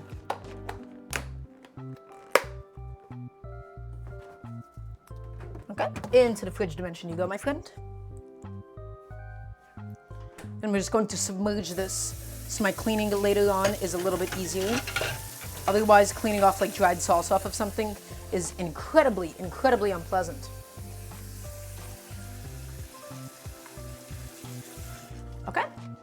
And I'm gonna go ahead and put my blender away, and then we can actually begin with talking about the refried beans. My nails never get in the way, Duolingo. They never do. Oh, yeah, that was pretty spicy. That was a lot. Even after we took all those seeds out, they still had so much heat to offer and bring to the table. Chef, how spicy of a sauce do you prefer for something like this? That's purely preference-wise. I have no idea how to measure it. I don't want something that completely burns your face off because I wanted to be able to taste like the rest of the chili, you know? Keepers, please sign up for student aid. Please do that simultaneously while watching the stream. I would like not for you to, I would not like you to miss your deadlines. Okay, but yes, that's purely preference, future gay parent. I don't really know how to explain to you like that kind of a thing, because when it comes to something like spices and heat levels, that is as subjective as you can get when it comes to food. Okay, what am I missing? What have I not put away yet? This little attachment, away it goes.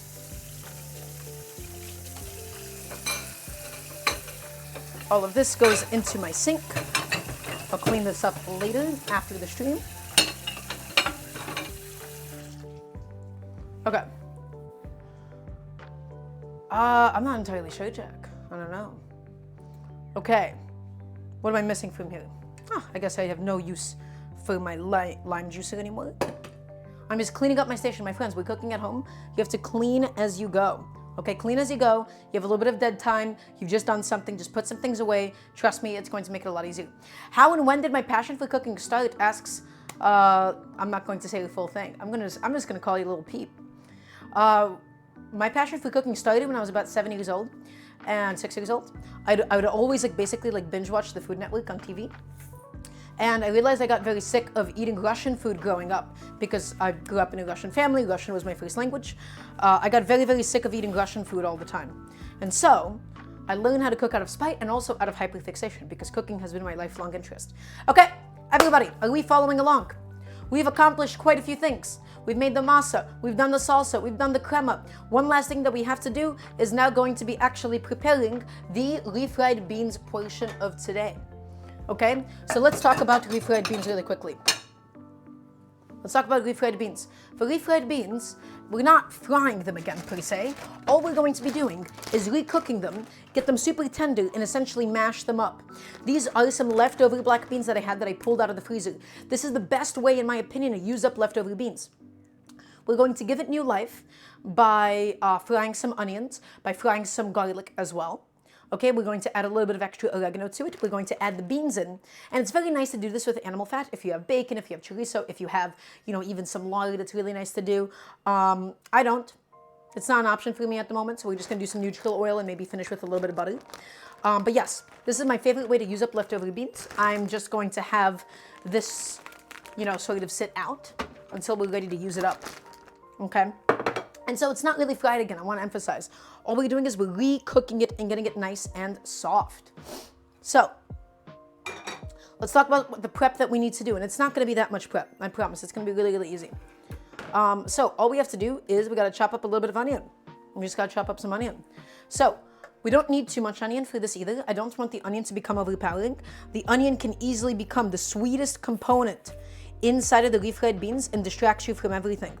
You want these onions to not be in massive chunks either, okay? So this is about, 3/4 of a very small onion that we have here, okay? And all we're going to do, my friends, is we're going to, as always, make a bunch of little teeny tiny incisions parallel to the length of the onion. And this much onion is going to make a difference, I promise. And we're not going to use all those beans by any means. Ooh, that rhymed quite nicely. Right? We want the onions to melt and we want to give it some sweetness. And then we're just going to, after we make those parallel incisions, after we fan it out, we're going to mince this onion up. We're going to mince it up nice and easy. Okay. We're going to mince it up. What's my favorite fast food? Asks Keepers. Probably Taco Bell. Probably Taco Bell. So yeah, we're getting like a small to medium dice here. We're not looking for anything to be like paper fine or anything. We just want it small enough that it will melt into the beans, okay? We don't want massive, massive chunks of onion or anything, Okay, if they're too big, it's just going to be refried beans with big chunks of onion. Nobody really wants that. So let's go to the stove. I'm going to be preheating a little pan. Let's just get that done right now.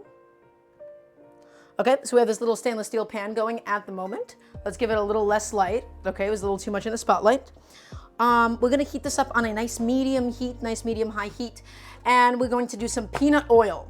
You can use any kind of neutral oil. You can use ideally an animal fat that you would want, but you need fat in your refried beans. That's how you get that glossy texture, my friends. You have to have additional fat going into the beans. And you need to also have your cooking liquid from the beans. Everybody, I can't talk about this enough. This bean right here is not drained of its cooking liquid. The cooking liquid is where all the flavor is, but that's where the thickening power is. That is where the thickening power lies. So if you're doing this from a thing of canned beans, you can do canned beans if you would like. I only do dried beans on stream. I do them in a pressure cooker. But if you have to use canned beans, use all of the liquid in the can for refried beans. You need that viscosity. You need it. It is not a question. This is not, this is a command. So I want to hear a nice yes, chef. I just told you to do something, I want to hear it. Okay, so all we're going to do is we're going to grab a little bowl with which to transfer things on.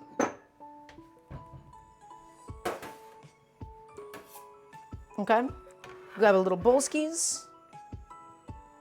And again, my beans are fully seasoned already. They have cumin, they have oregano, they have sazon. We might add a little bit more if we're feeling like it needs the help. But at the moment, okay, these are onions ready to go. And we're gonna do some garlic because garlic is garlic. Can't really go wrong with that, can you? A couple of cloves of these bad boys. So let's just prep that up in the meantime. So we have some garlic cloves here. I'm going to break them off over my waste bowl. Always have a trash bowl ready to go. Also, I believe today's stream is entirely vegan. I know some people have asked me for vegan dishes. This is essentially, the sour cream. Vegetarian. Okay. A little down. It's okay. So, my friends, we have some garlic cloves. All we're going to do is give it a bit of a smash. Give it a bit of a smash. And this is just so that we can take the skin off of them. Okay? Just to take the skin off of them. And we're going to peel them up again. Nice and easy. Woo! This bad boy is ruined. We're not going to mess with that garlic clove. Could you substitute the cream?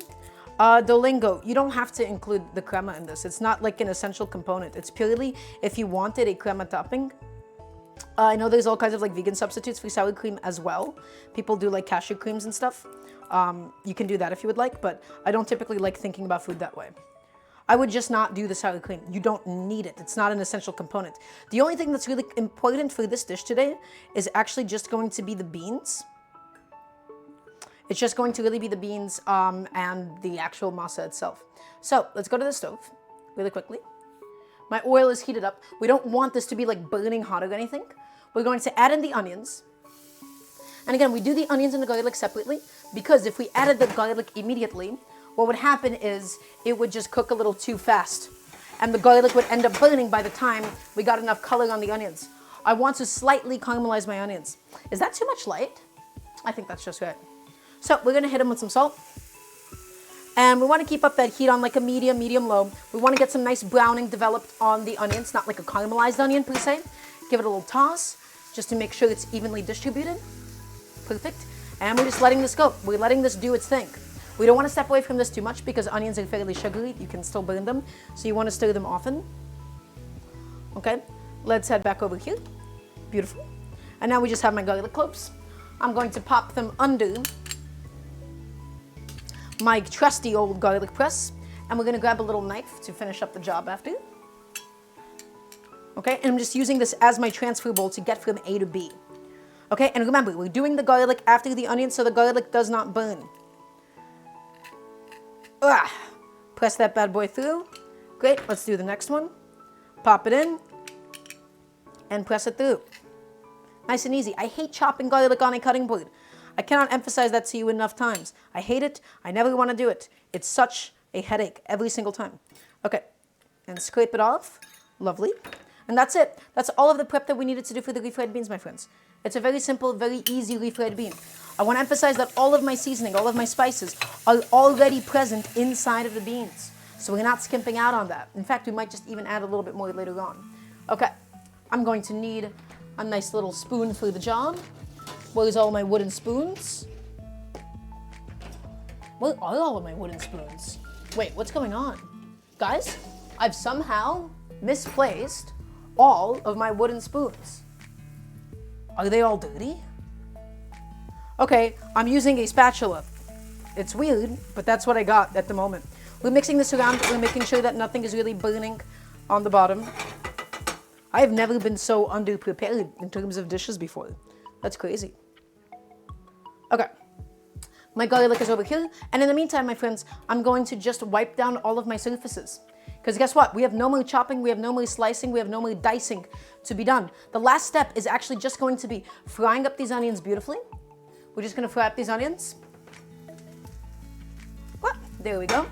And we're going to add the garlic, and we're going to continue to cook and soften up the beans and mash it up into a little paste to make the filling for the tetelas. Okay? That's all we got to do. That's all we got to do. Today's a very nice, cozy, very nice, simple in and out stream. And I'm very excited to use my tortilla press again for such a task. And I have some ideas, I have some theories on what we can do differently today. Okay? Today's going to be a good one. Is everybody excited for the final product? I know I am. Okay. I'm going to just wash down my knife, actually, instead of whatever I'm doing to it right now.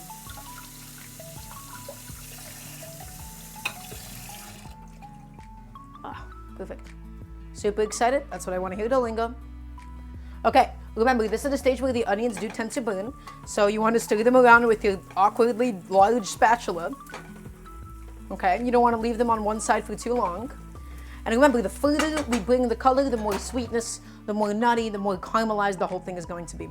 It's going to be very delicious refried beans. Also, hello to SMG Hadi. Also, hello to Donamasu, I believe. Okay, really simple. Guys, today's food is easy. Sometimes we do more elaborate things. I just wanted to practice stuffing things into masa that we did with the tlacoyos last week. And again, you can push the onions as much as you want. I just really like to emphasize browning them a little bit at least. Just to get some, just to get really like that sweetness developed inside, okay? Because I love having that like element of like the slightly sweet refried beans, purely from the onions alone. Okay, that's enough browning on the onions for me. And now we add the garlic. We always add the garlic in a little bit later because the garlic burns a lot faster than the onions do. So we want to really let this only be here for about a minute or so. A minute maximum. We're slightly turning down the heat and we're getting ready to go in with the beans in a moment, in a moment's time. So we're just stirring this often. We're not letting the garlic chill out for too long by itself. Okay, we're slightly frying up the garlic. Letting it go, we're letting it go, we're letting it go. And now that we've given that the appropriate amount of time, the beans come into play with all of their cooking liquid. We never forget the cooking liquid of the beans, my friends. The cooking liquid is what's going to make your refried beans nice and thick and viscous and delicious. Okay, so if you're working from canned beans, use the canning liquid that it comes in. Otherwise, I'm saving all of my bean cooking liquid at all times. I'll probably do like 2 more big spoons. I'm not really measuring, again, I'm just deciding how much filling I want to prepare, how many refried beans I want to make for today. That should be okay. That should be sufficient. Let's just mix this around. I have some beans on my hands. I just want to make sure that nothing on the bottom is burning. I want to make sure that none of my garlic is burning. So we're mixing it through and we're letting all of the liquid sort of, you know, come back up to temperature. Because right now it's still semi-frozen. I'm still working from my leftover beans that we did last time. Okay? And we're lowering the heat. We're not looking to scorch the beans, my friends. Also, happy New Year's. Also, welcome on in musical. But yeah, really, really simple, my friends. Nice and easy. Oh wait, that's already the max heat. I've realized how weird that shot looks when it's like something like pitch black like the beans inside of it. So again, the goal of the refried beans, this is not going to take any time at all. We want to cook out some of the liquid, we want to thicken it, and we want to basically get this really, really delicious paste once we mash it all together. We want this paste so that we're then able to fill up the tetelas. So it's going to be a little bit thicker. It's going to be a little bit thicker than a traditional refried bean. because it is being used as filling in something like this, okay? So we're just mixing it around. You don't have to mash it up or anything right now. We just want to cook out any excess moisture left in the beans, and we want to further soften it. We want to get these beans nice and tender. Also, yes, absolutely. I'm Shy Kid. What's your question? I'm here to help you all learn how to cook. And then we'll do a little recap session while the beans are going. So low heat. We're not looking to scorch the beans. We're not looking to dry them out. We just want to get them nice and soft, my friends.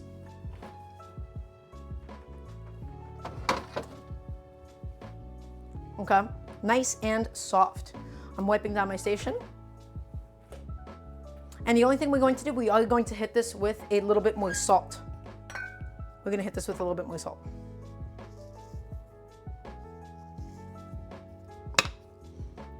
Because once it gets like mashed up and stuff, I want it to just be fully seasoned through. And we need it a little bit too salty to compensate for the actual masa itself, right?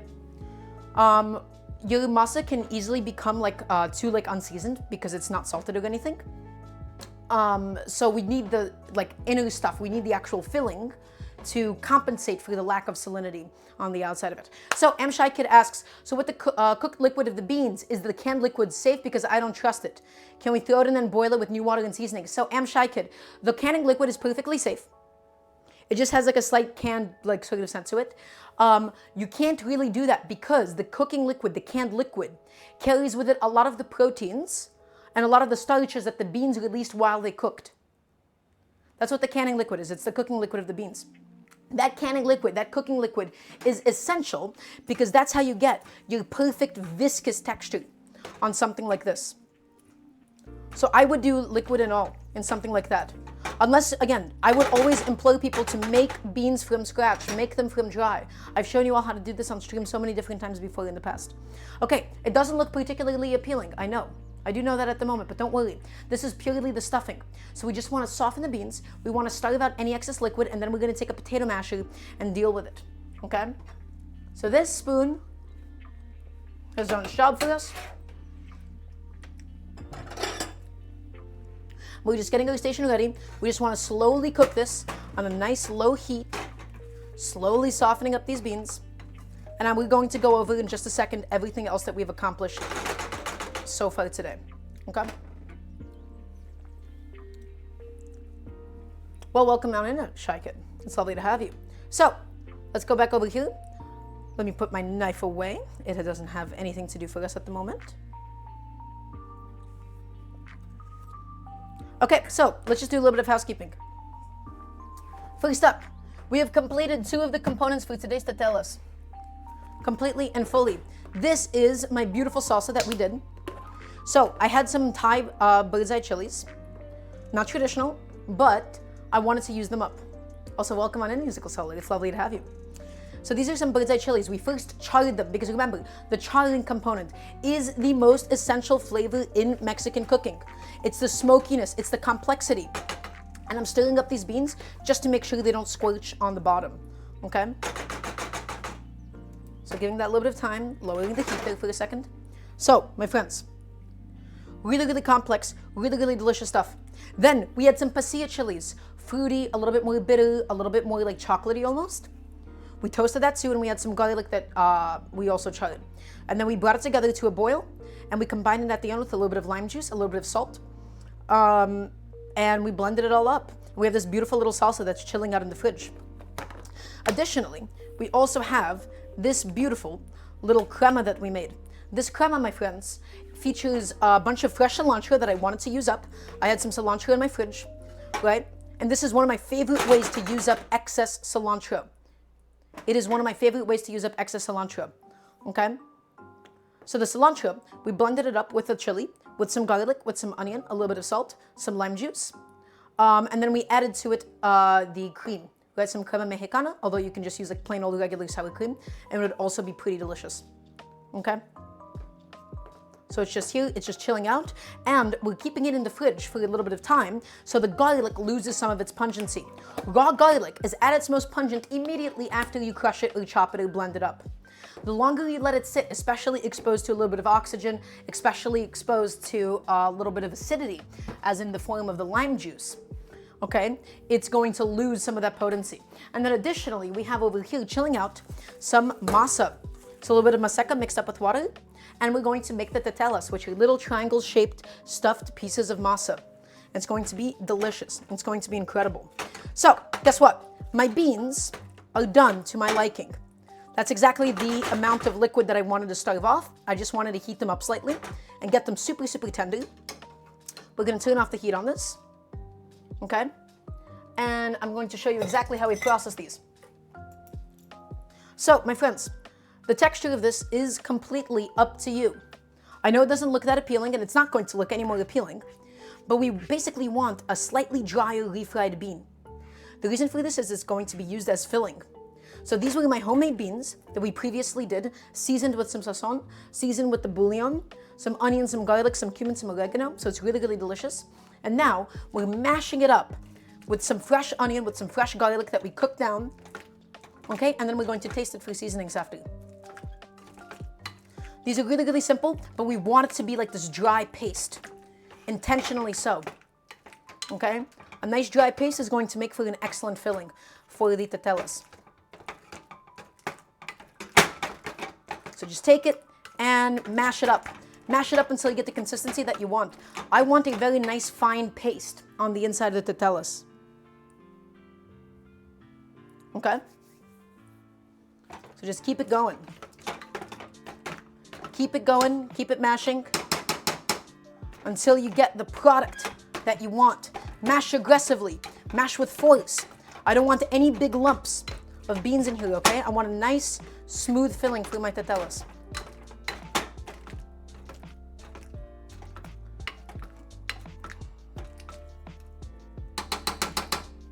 Excellent. And again, these are beans, so they cool down super quickly, so we don't have to worry about this being too hot or anything. And it's a lot easier to mash it up once it is actually like hot. So that's why we're doing this over the pan, and then we're going to transfer it to a separate container. You can use a potato masher, some people use blenders.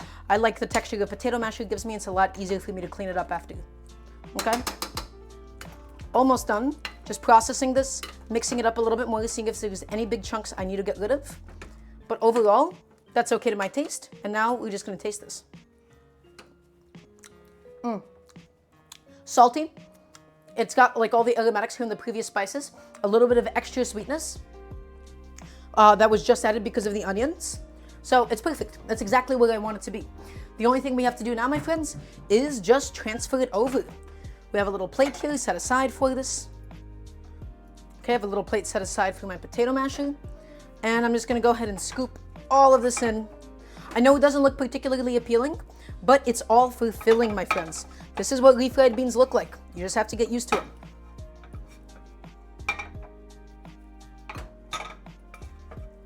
Okay, almost done with this process. Almost done with this job. I hate using such a big clunky spatula. All of my wooden spoons are actually just missing for today. Ah! Had some that almost fell out. Almost done, my friends. We're almost done. And again, don't worry about the temperature of these. These are beans, so they cool off super easily. They cool off super, super quickly. We don't want this filling to be hot when we actually stuff it inside. Okay? And that's all we need to do. Everybody, we've done it. We've done all the prep. We actually have only one thing left to do, and that's to make the tetelas themselves. Are you excited? That's so good. That's really wonderful. I'm excited. Is everybody excited? I want to hear the yes, chef. It's time for the actual fun part. It's time to shape them. It's time to fill them up. We're going to get beautiful little triangles. We're going to get our station ready and prepared for it in just a moment. Okay? And then you'll see what this process looks like. And it'll be great. It'll be wonderful.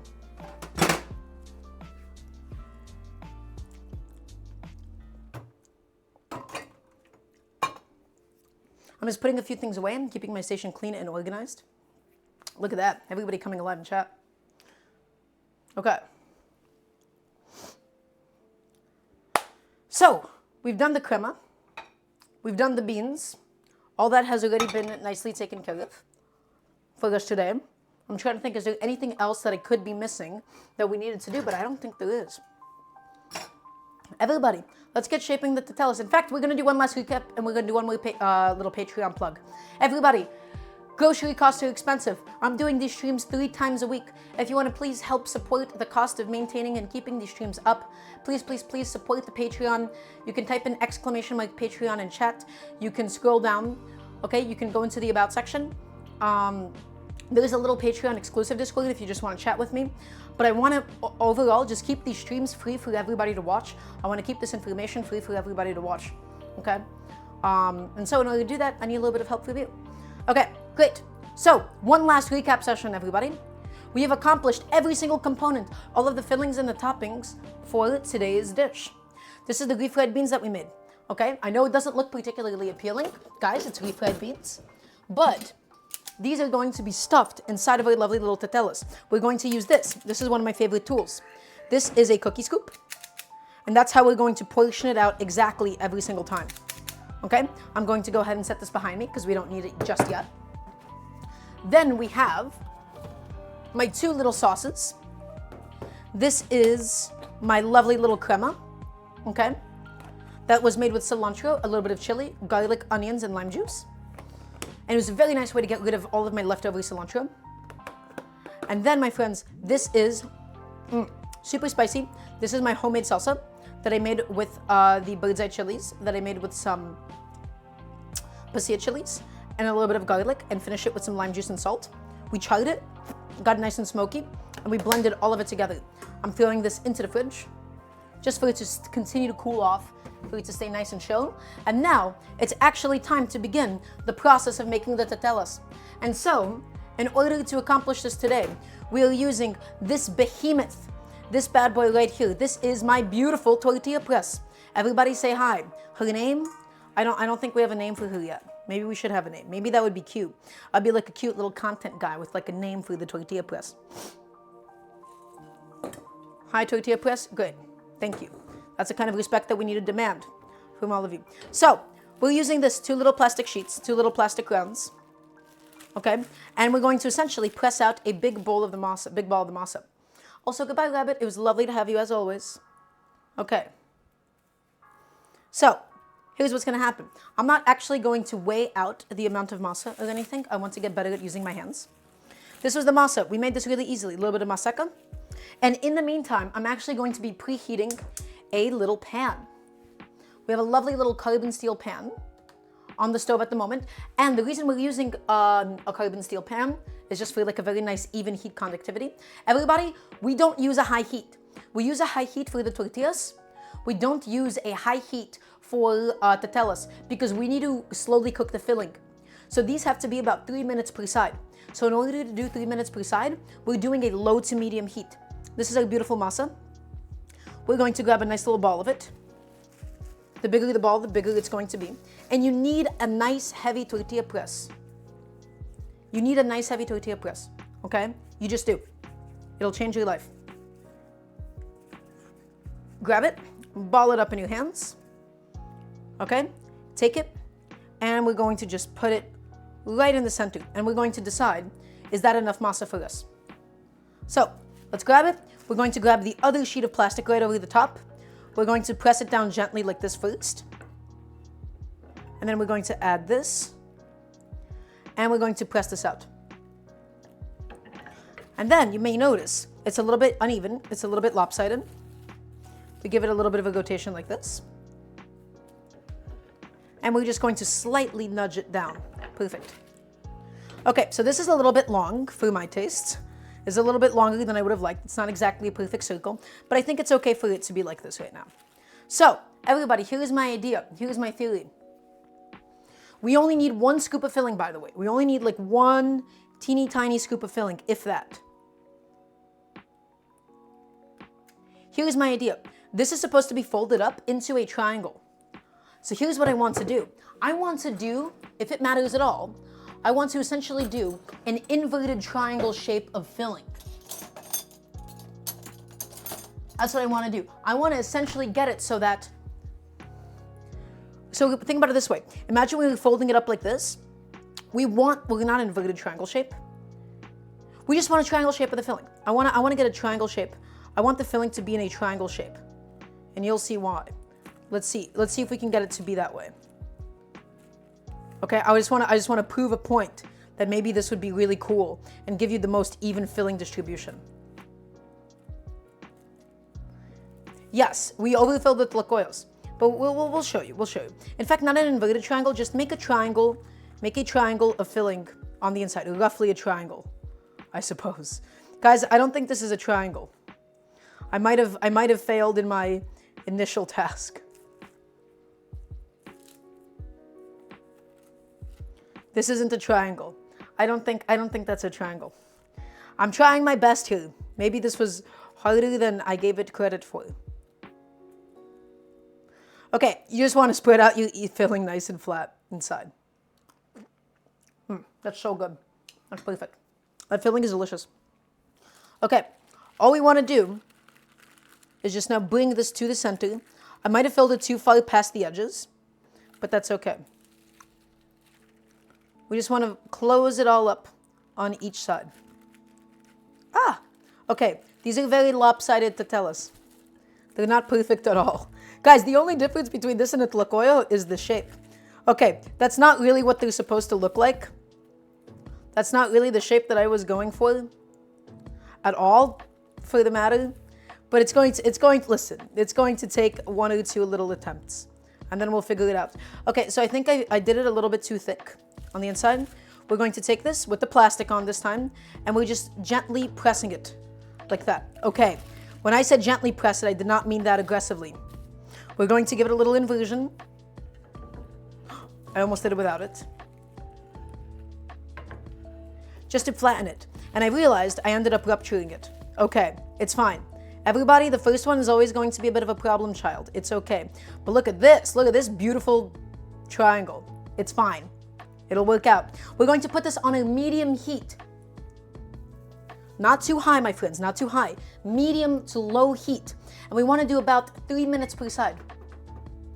3 minutes per side until we get like a nice little crusty outside. Okay, so I think I overfilled it and I didn't spread the filling far enough.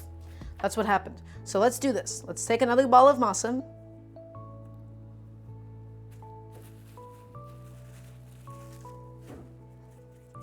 Again, I'm just using my hands to measure because I got it like that. I'm different. You can weigh it out. I used to weigh them out, and now I feel confident in this.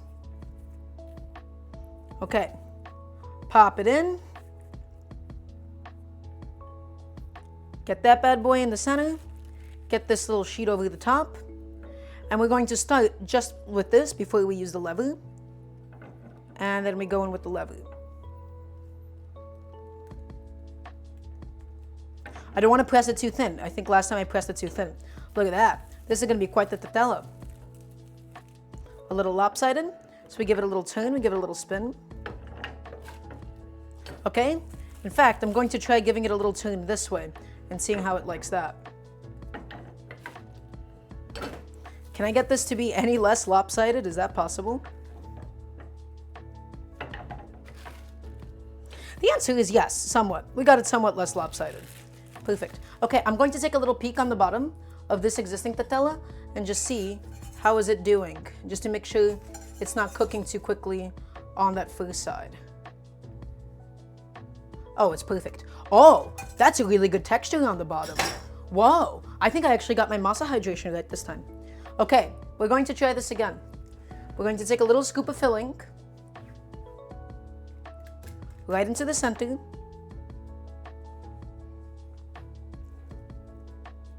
Okay, we're not going to overfill it. A little bit more. No. We're not going to overfill. We can always add more. We can't take any away. Okay, and let's just spread it down the center. It'll be okay. It'll work out. Guys, I think the warm water gave me the best texture so far on the masa. Oh, is that naturally slightly triangular? No, it's not triangular. I'm kidding myself. So we do want this thin, is the only thing. We want this thin, and we do want it spread out. Come on. Perfect. Okay, I think that was good. That was good. Okay, there's still like some thick parts on some of the sides. Okay. And I also think I folded it over too much the first time. So let's try it like this. Well, actually, the first Tetela is just about to be flipped. I'm very, very excited for it though.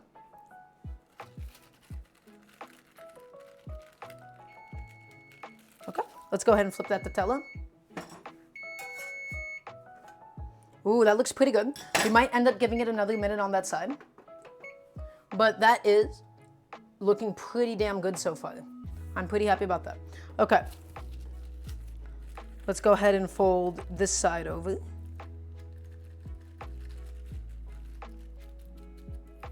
And we're going to crimp these edges as we're going down. Oh, oh, oh. Gamers, that's not bad. I don't think that one's too bad, is it? Okay. That one came out substantially better. Whoa. Okay, and then we're going to give it the world's gentlest press. And I mean like tap just to seal these edges up. Like we rotate it. And tap. Just to give it a little tap. Just flatten it. That does not look like a uterus, Tarina. This is not a uterus. Okay?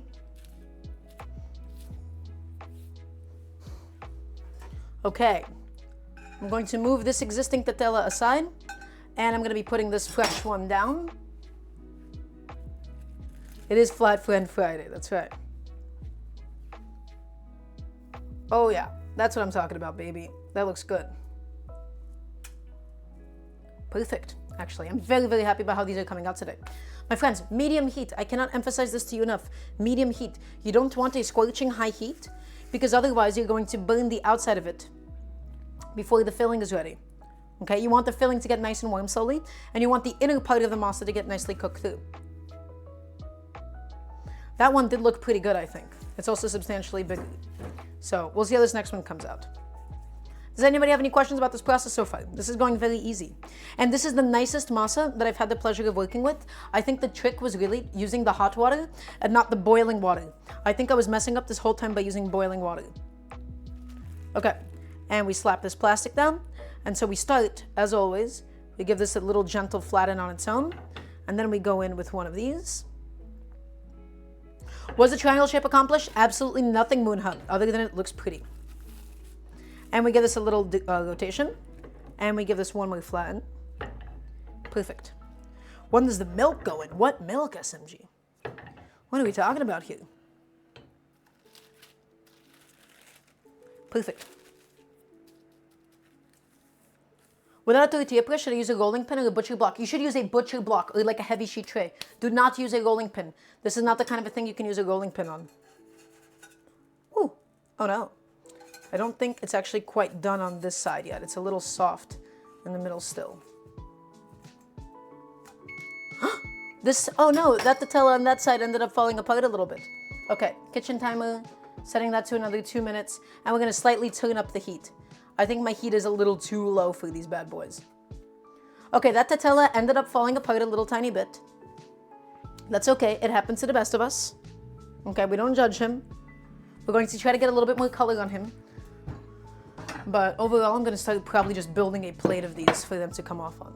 Yeah, okay, I understand what happened. We just didn't have enough structural integrity on that one. So, 1 scoop of filling going in, if not a little bit less.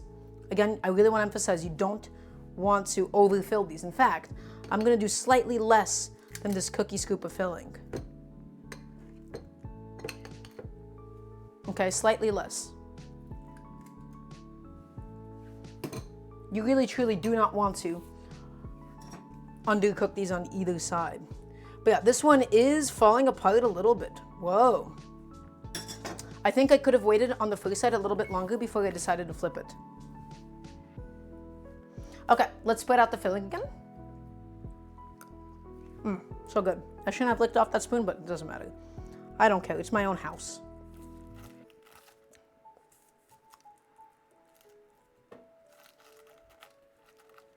okay.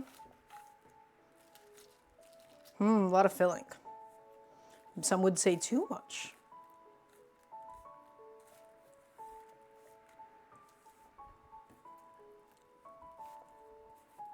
Okay, spreading this out, nice and thin yet again. This is going to be a slightly repetitive process. We just have to get this done. There's no way around it. Okay, that looks pretty good, I think. And now let's begin the folding. Let's begin the great folding.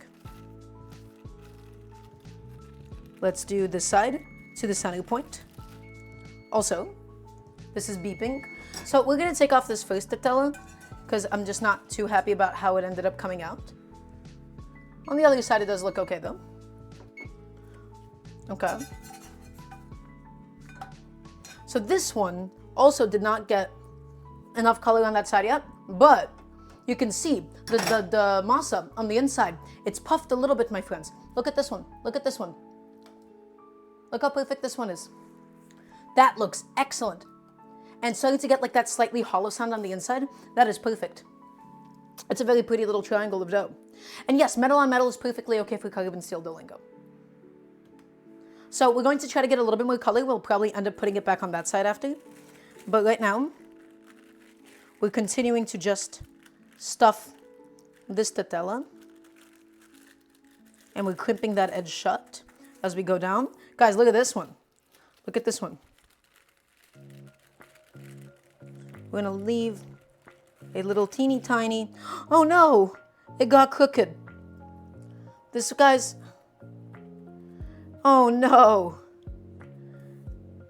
This was supposed to be the one. This was supposed to be the one who changed them all, and it didn't. You were supposed to be special. No. It's over. It's never been more over in my life. Okay, it's fine. I'm not upset about it at all. It's okay, I guess. You'll still eat it? Thank you for that comfort. All right, let's seal these edges one more time. Just in case. And I do mean like a tap. Like we're not squishing this whole thing or anything. Okay, we're actually just tap, tap. In fact, I think I went a little bit too heavy that time. And tap. Just one tap is fine. Okay, a little bit lopsided. A little bit lopsided, but it's okay. So this one we can't actually put on quite yet because it's currently being occupied by that first one. But we'll get better at it. We'll make some pretty Tetelas, I promise. And again, this doesn't really matter for the flavor. This is mostly purely aesthetics at this point because it's just cute, I think, to have them all look nice, right? Ooh, they are coming apart at the seams a little bit. That is surprising. Do I need to do a better job of crimping these? I think I might need to do a slightly better job of crimping these. Is what I'm realizing. Because these are coming apart slightly. So, let's do that now. Let's get this next ball of masa ready to go.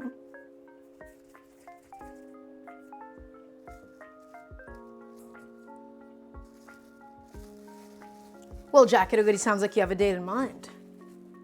Yeah, Robin, I think I'm going to crimp these with my fingers. And in fact, maybe we cook them on the folded side first, is my thought process at the moment. Maybe the pretty side after. Let's flatten it. And get this done. Perfect. Going nice and slow to make sure it doesn't rupture. Okay, there we go. That looks, oh, I could have gone a little bit harder on this side. Okay. There we go. That's this little thing of masa. And so, this Tetela right here, it's just about ready. We're gonna give that another second. It's just, I think I'm realizing I need to crimp it harder, and maybe we do the folded up side first. So, scoop of filling we go. Beautiful. I don't think I'm going to use the press to seal it or anything. I'm just going to be using my hands at that point. Sorry about how repetitive this process is, guys. It's just a process. We have to get through all of them. I do wish I had a slightly bigger, like, flat top with which to cook them all on at once. That would just be really nice, I think. But alas, not an option. Okay, it's a little much filling this time, but we'll make it work. Okay. This Tetela, I'm gonna flip it back on this side because that looks a little bit more of what I like. Yeah, that looks a little bit better. But okay, I understand what I need to do about the crimping. I understand the adjustment we have to make. So let's try this again. We take this and we bring this bad boy over to the center. Okay? And we flatten it right now. Let's flatten this right now as we go. Right, so we get nice, sharp edges. Let's go ahead and do this next side.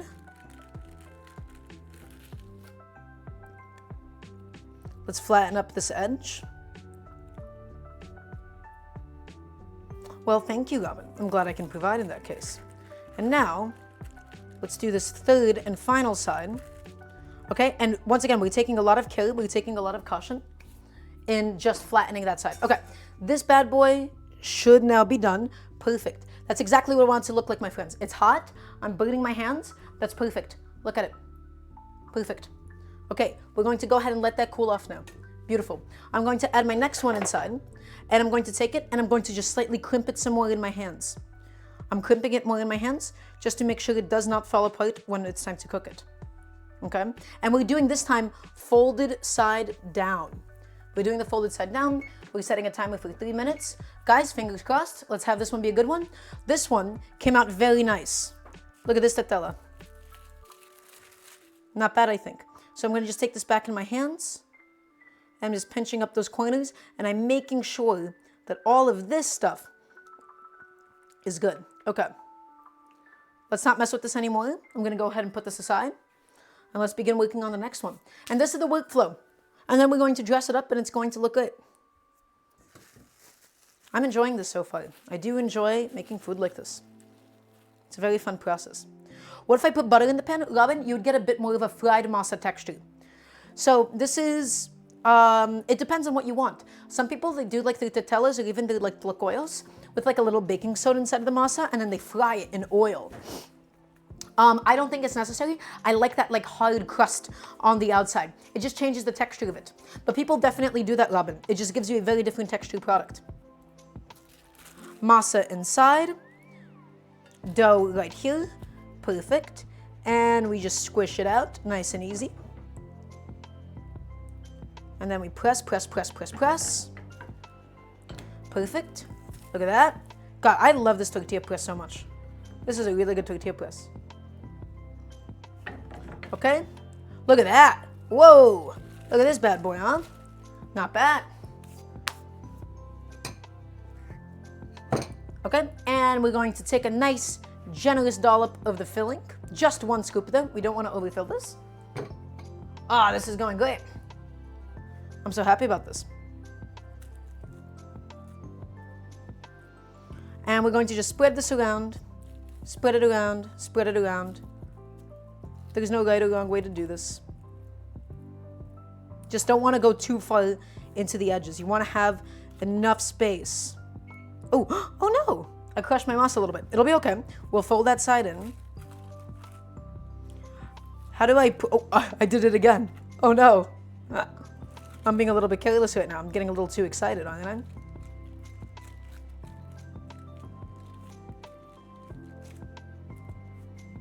Okay, it'll be okay. I'm just moving way too fast right now. So wait, how do I press a bunch of tetelas? What do you mean, Duolingo? You mean like at once or are you trailing? I'm not sure what you're asking me. So just a nice even layer of filling. Okay. And we'll close up that first side. We're going to do this side first because it was a kind of messed up one. We're going to bring that right to the center, a little bit past the center even. We're going to clean up those edges slightly. Joking around, I see.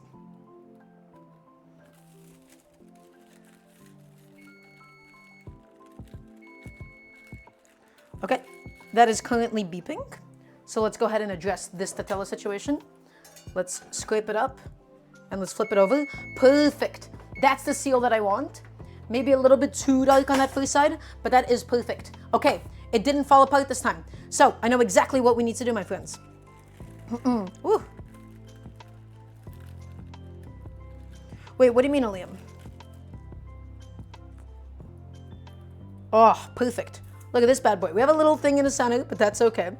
We're just going to go through this and slightly tap, tap, tap, tap, tap. Crimp up all these edges. Guys, I gotta say, my Tetelas, not so bad. Not so bad at all. Huh? Genuinely not awful. Oh, okay. Actually, really quickly, I'm going to make one little adjustment. We're going to cool these things off on a little steaming tray, on a little wire rack. I've realized when we take them off, they're going to get slightly soggy on the bottom, right? Because my plate started getting a little bit soggy. I've realized the best thing that we can do for these is to keep them on a wire rack like this to cool. Also, Jack, it depends who you're asking. That's what we want. Okay, we're gonna make a little on-the-fly adjustment. We're going to cool these things off on this and then transfer them to the plate, because otherwise they'll just directly steam on the plate and get soggy. And that crust that you worked for won't actually pan out the way you wanted it to. Okay? So, that's a lot better. I'm very glad that I thought of that just now. Especially because I'm making these somewhat, ooh, did not want that to happen. Especially because I'm making these somewhat in advance. So take a look. This was this Tetela. And let's just pick this bad boy up. Beautiful. I'm going to set him aside on my other plate that I have waiting for us. How is this other side doing so far? It's looking good. I think my heat is now slightly too high because 2 minutes in and the bottom is too dark. Yeah, my heat, I need to make sure this is a medium heat. A nice medium heat. Okay.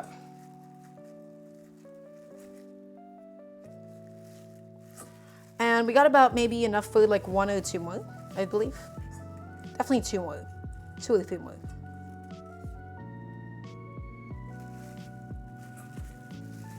Okay, and let's roll this up into a little ball.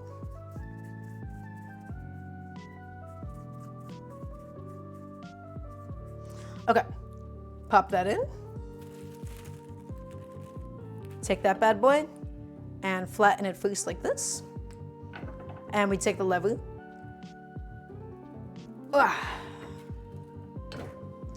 And we give this a little rotation. And we flatten this one more time. Excellent. And the next Tetela is going to be ready to be stuffed, my friends. It's time. Well, actually, not quite. This bad boy has to come off. Let me see it. Let's see it. Beautiful. Really, really nice. It looks excellent at the moment. Okay, and now I'm just going to put that on my wire rack to cool it off. And let's get the next one going. Let's do it folded. Ooh, that one's cracking a little bit. Not happy about that. Let's do folded side down. Slightly lower heat. 3 minutes. 1, 2, 3. Perfect. And let's fill up the next one.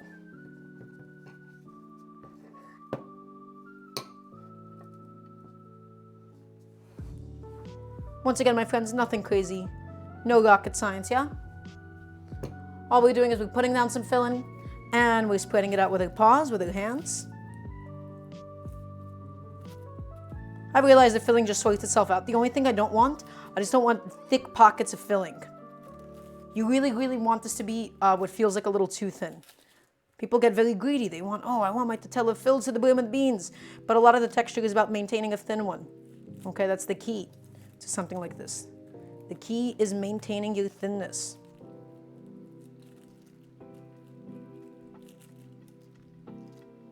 Perfect. And let's fold it up. We're not using the whole bag of refried beans, Dolingo. We're just going to be using up as much masa as we have for today.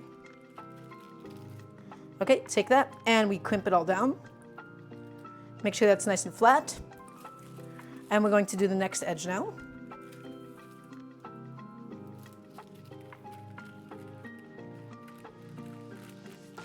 All the way to the center.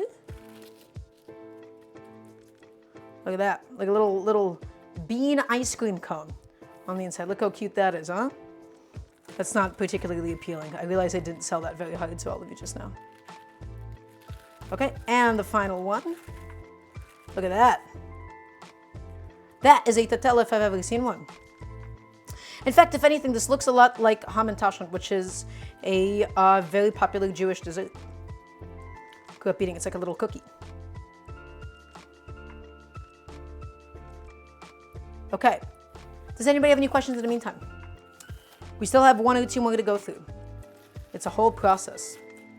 Look at that. Not bad, I think. Genuinely just not bad at all. Whoa. I'm gonna check on the bottom of this bad boy. I know I just said not bad at all. No! My corner! My Tetela corner! No! Poor baby, I'm so sorry.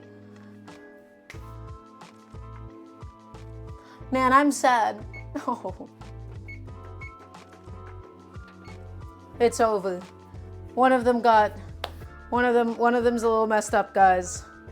One of them's a little tiny bit messed up. It's okay. It'll be okay, right, guys?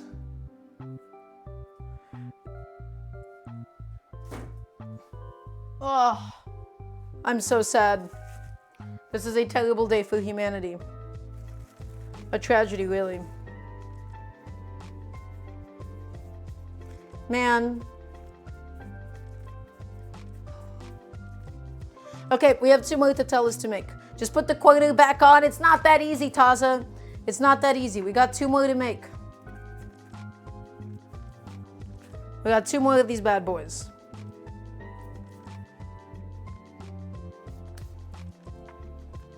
Glue it? You want me to glue it? You want me to glue my food with super glue, Ilium? No. No. All right, press it down. Grab this bad boy and flatten it. It's a Flat Friend Friday. Okay. What time is it? Oh, honey, it's 7:11 p.m. EST. It's time for your masa flattening.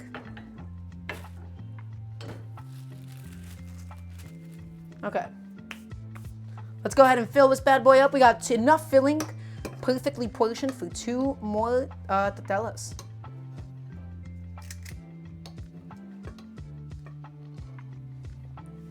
And scoop it inside. Perfect. Ah! Get in there. And we take a little spoon. You spread it out.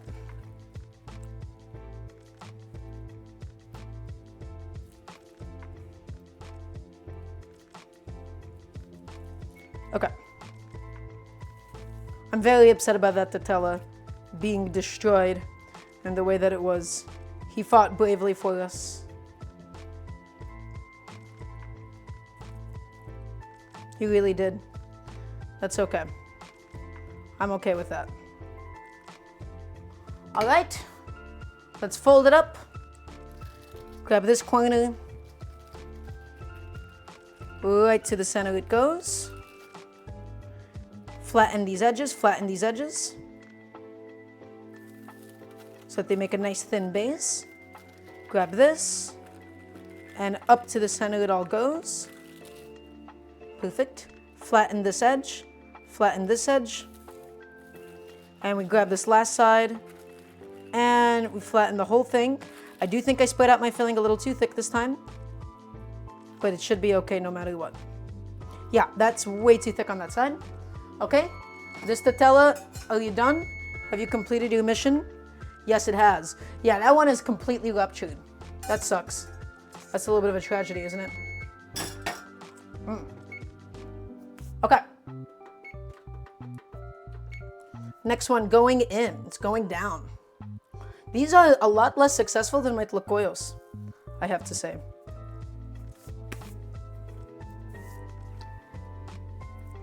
I did just eat the corner. Yeah, these are not as successful as my tlacoyos, but I think my masa is overall better. Okay, we have one last one to make, my friends. We have one last little ball of masa. Is everybody ready? Everybody, please say thank you for your hard work, Mr. Masa. All right. Let's ball it up. This one's gonna be a big one, by the looks of it.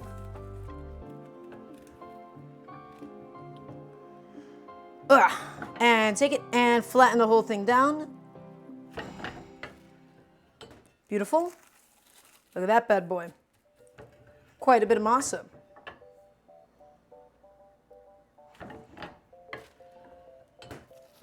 Oh, this is actually going to be a huge one. All right. We're going to get a nice big scoop of the filling. We've basically used up all of the filling too, which is very nice. That's what I want to see.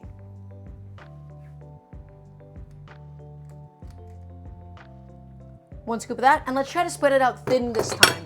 I do mean it. I think the last time I did it, it was way too thick.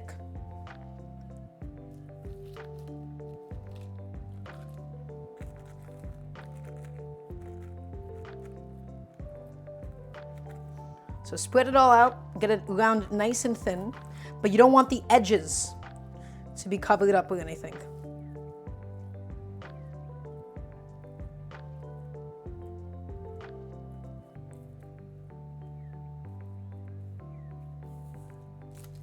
Ooh, that's a lot of filling. Chef has not lost it, Liam. Chef has not lost it at all. Chef is perfectly sane. Okay.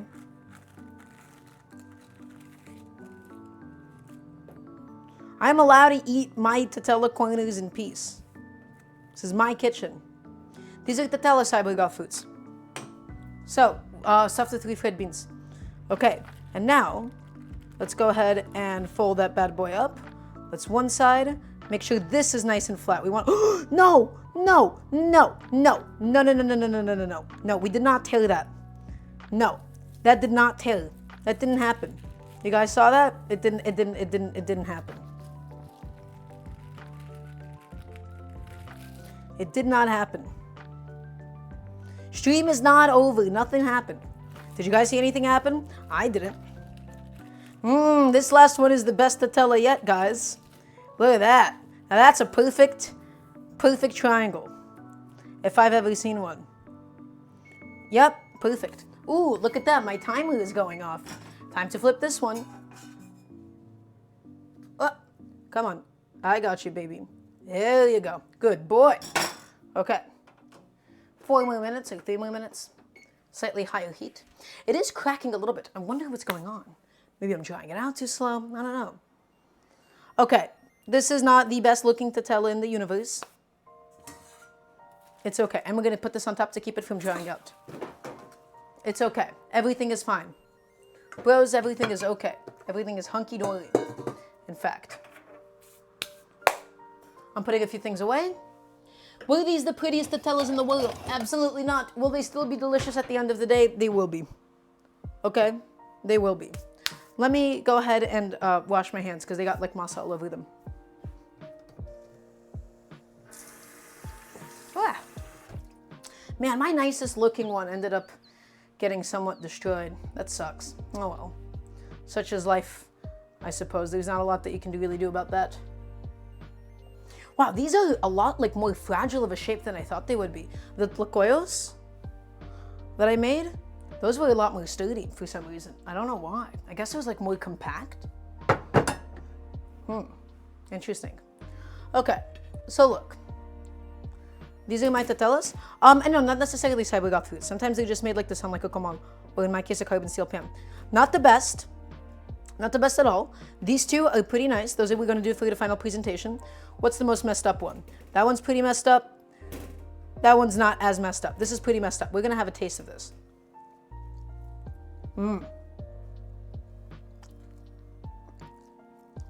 That's pretty good. That's excellent, actually.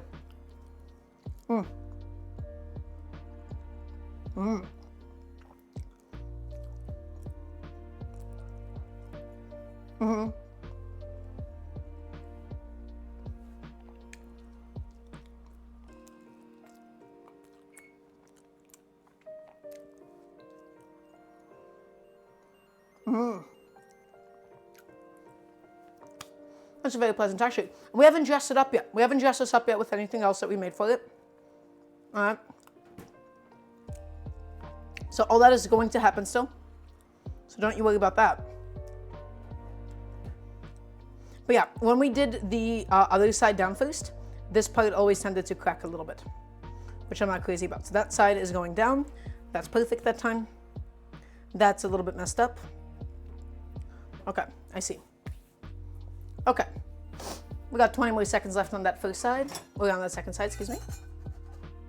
I'm just taking a little peek on the bottom. Okay, it can definitely go longer than the allotted time. Okay, everybody, what do you say? Shall we start building the plate? Do we start building the plate? And then I maybe make like the rest of them off stream because they're going to take some time. I think that might be the play here.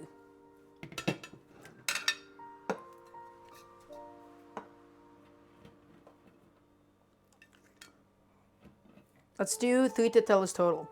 In fact, we'll even make a little tetela triforce. That might be what we just do. How do you make a triforce? Oh. No. You go back on that side. We don't show that side. Oh shit, we need a third one to make a triforce. That's right. I did forget about that entirely. I wanted to make it with the pretty ones only, okay? Ah, that one's hot. That's not a triforce. You called me a new friend, Future? That's crazy. That is so funny. Okay, maybe a triforce is not ideal. I'm going to put the other one down. Oh, wait, that's right. We do it on this side now. Kitchen timer, 3 minutes. Okay. This isn't going to work. This specific arrangement is just not going to work. So we're going to have to basically do like this poor trapezoid. My plate is a little small. My plate's a little bit small, okay? My tlacoyos looked a lot better than these, I will say. What's a nice one? How do you make these look pretty when your plate is so awkwardly small? There is no way to do that, is there? I don't think there is. A hazmat? No, that's so aggressive. Okay, I've given up. We're going to do something like this.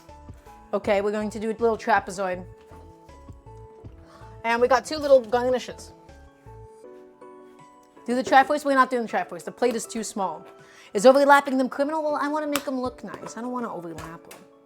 I'm not feeling overlapping them at the moment. It's not the vibe.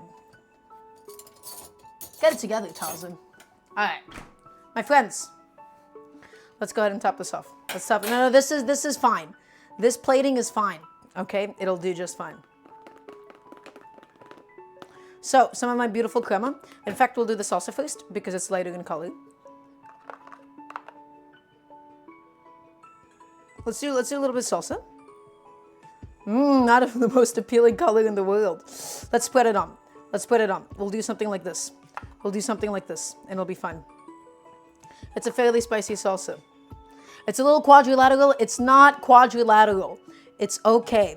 My plating is great. Okay, guys? My plating is wonderful. Nobody has made better plating than me in my life. This might be one of my worst attempts at plating yet. It's definitely not great. I don't have any garnishes for it either. Because well, you guys are crazy in chat today, aren't you? You guys are acting up. Everybody, these are my tetelas. They're really, really delicious, even if they don't look it. Okay, they're not perfect. But basically, we made these really beautiful refried beans with some onions and garlic with these really delicious seasoned black beans. We stuffed it inside of some masa. We folded it up into a little triangle shape. And we made 2 little sauces. We made a little cilantro chili crema with some garlic, with some onion. Really, really delicious. And then we made this charred salsa roja using some pasilla chilies, using some leftover chilies that I had. I charred them up. I'm sure the tetelas have a great personality. They have a good look too, okay? You wish this was you. You wish you were this tetela. All right, let's have a little bite. Cheers.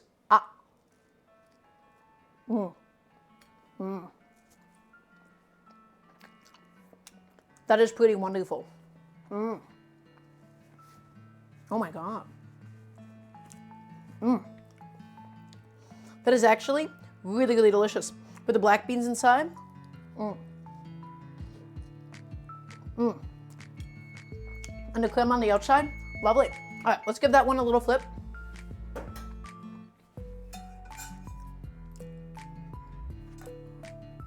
Perfect. That's what they should have looked like the whole time. Ah, oh well. Perfect. Guys, this is really, really good. These are really similar to the tlacoyos last week. I wish I had some cheese and I wish I had some more cilantro. But the cilantro wasn't super fresh, so it went inside the crema.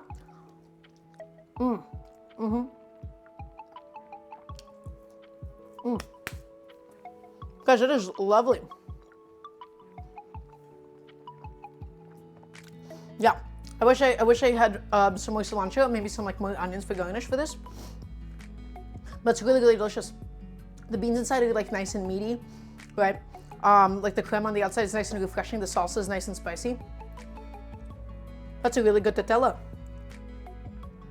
Let's tear a little piece off. Come in.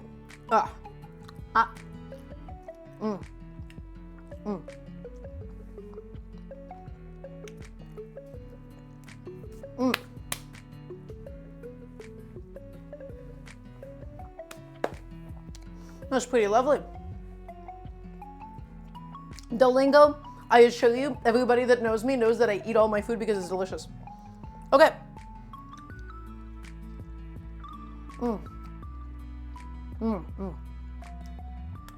And no, chushi, we usually use like a cotija cheese. Or like a queso fresco that you put on top. That's really, really good.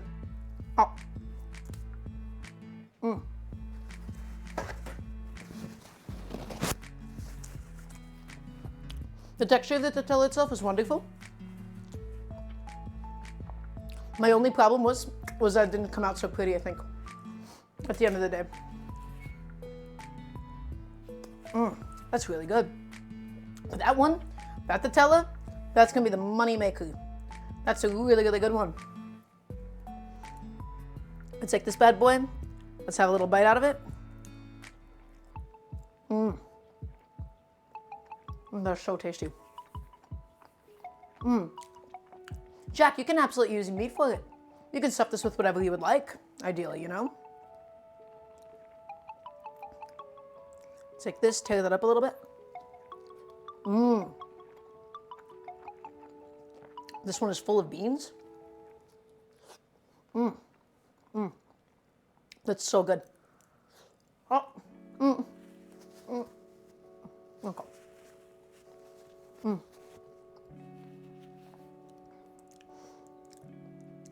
Oh, and Liam, don't worry. We got plenty more Tetelas still in the works.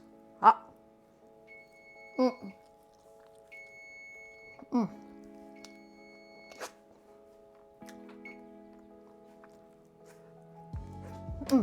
is so good. Sorry, I was just stuffing my face in front of all of you. Whoa. Okay. Let's go back over here. This Tetela seems to be good to go. All right, let's just flip it over really quickly. Yeah, that looks perfect. And we got about 2 more to go. We got about 2 more that need to get done. Set a timer for about 3 minutes. Excellent. I did devour that. I did destroy that. Yeah, that was pretty funny. I just went in. I just went into those Tetelas. Okay. This crema that I made with the garlic, with the onion, with the cilantro, and the lime juice, it's really, really delicious. It's really special. Everybody, I think I'm going to be finishing the Tetelas off stream because it's just going to be going through the same batch and stuff.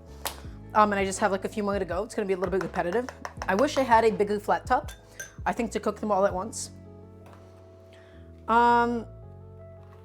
Everybody, do we have any final questions, any final comments, any final concerns, anything that you want to say to me? These were my Tetelas. I had a really good time making them. They're very similar to the tlacoyos from last week. Before we sign off, before we find somebody to rate, I'm just going to give you guys a minute. Remember, everybody, next stream is going to be this upcoming Sunday. The current schedule is every single Friday, Saturday, Sunday. We don't know what we're doing on Sunday quite yet, Liam. We'll find out when we're closer to that date. It depends if I can do my grocery shopping tomorrow or not. I hope you all enjoyed today. Everybody, if you haven't already done so, a couple of things. Number one, type in exclamation mark YouTube in the chat. Type in exclamation mark YouTube. Okay. That is my YouTube channel where all of the VODs get posted. Additionally, if you haven't already done so, everybody please support if you can on Patreon. That is how I get the funding for these streams, because groceries are expensive and I try to do them 3 times a week to try and keep up with all of you.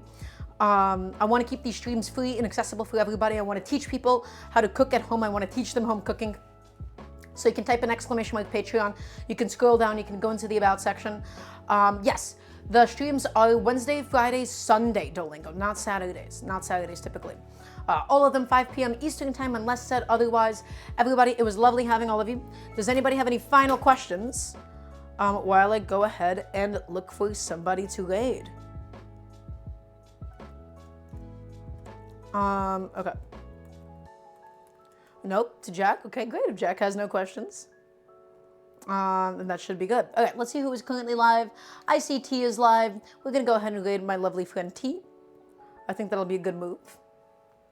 Ooh, I have to type this on my separate thing. That should be good. Okay, everybody. Thank you all. I appreciate every single one of you. Take care. Have a lovely rest of your Friday. And I will see you next time, Sunday, 5 p.m. Eastern time. It was good having all of you. Everybody that's new here, it was even better having you too.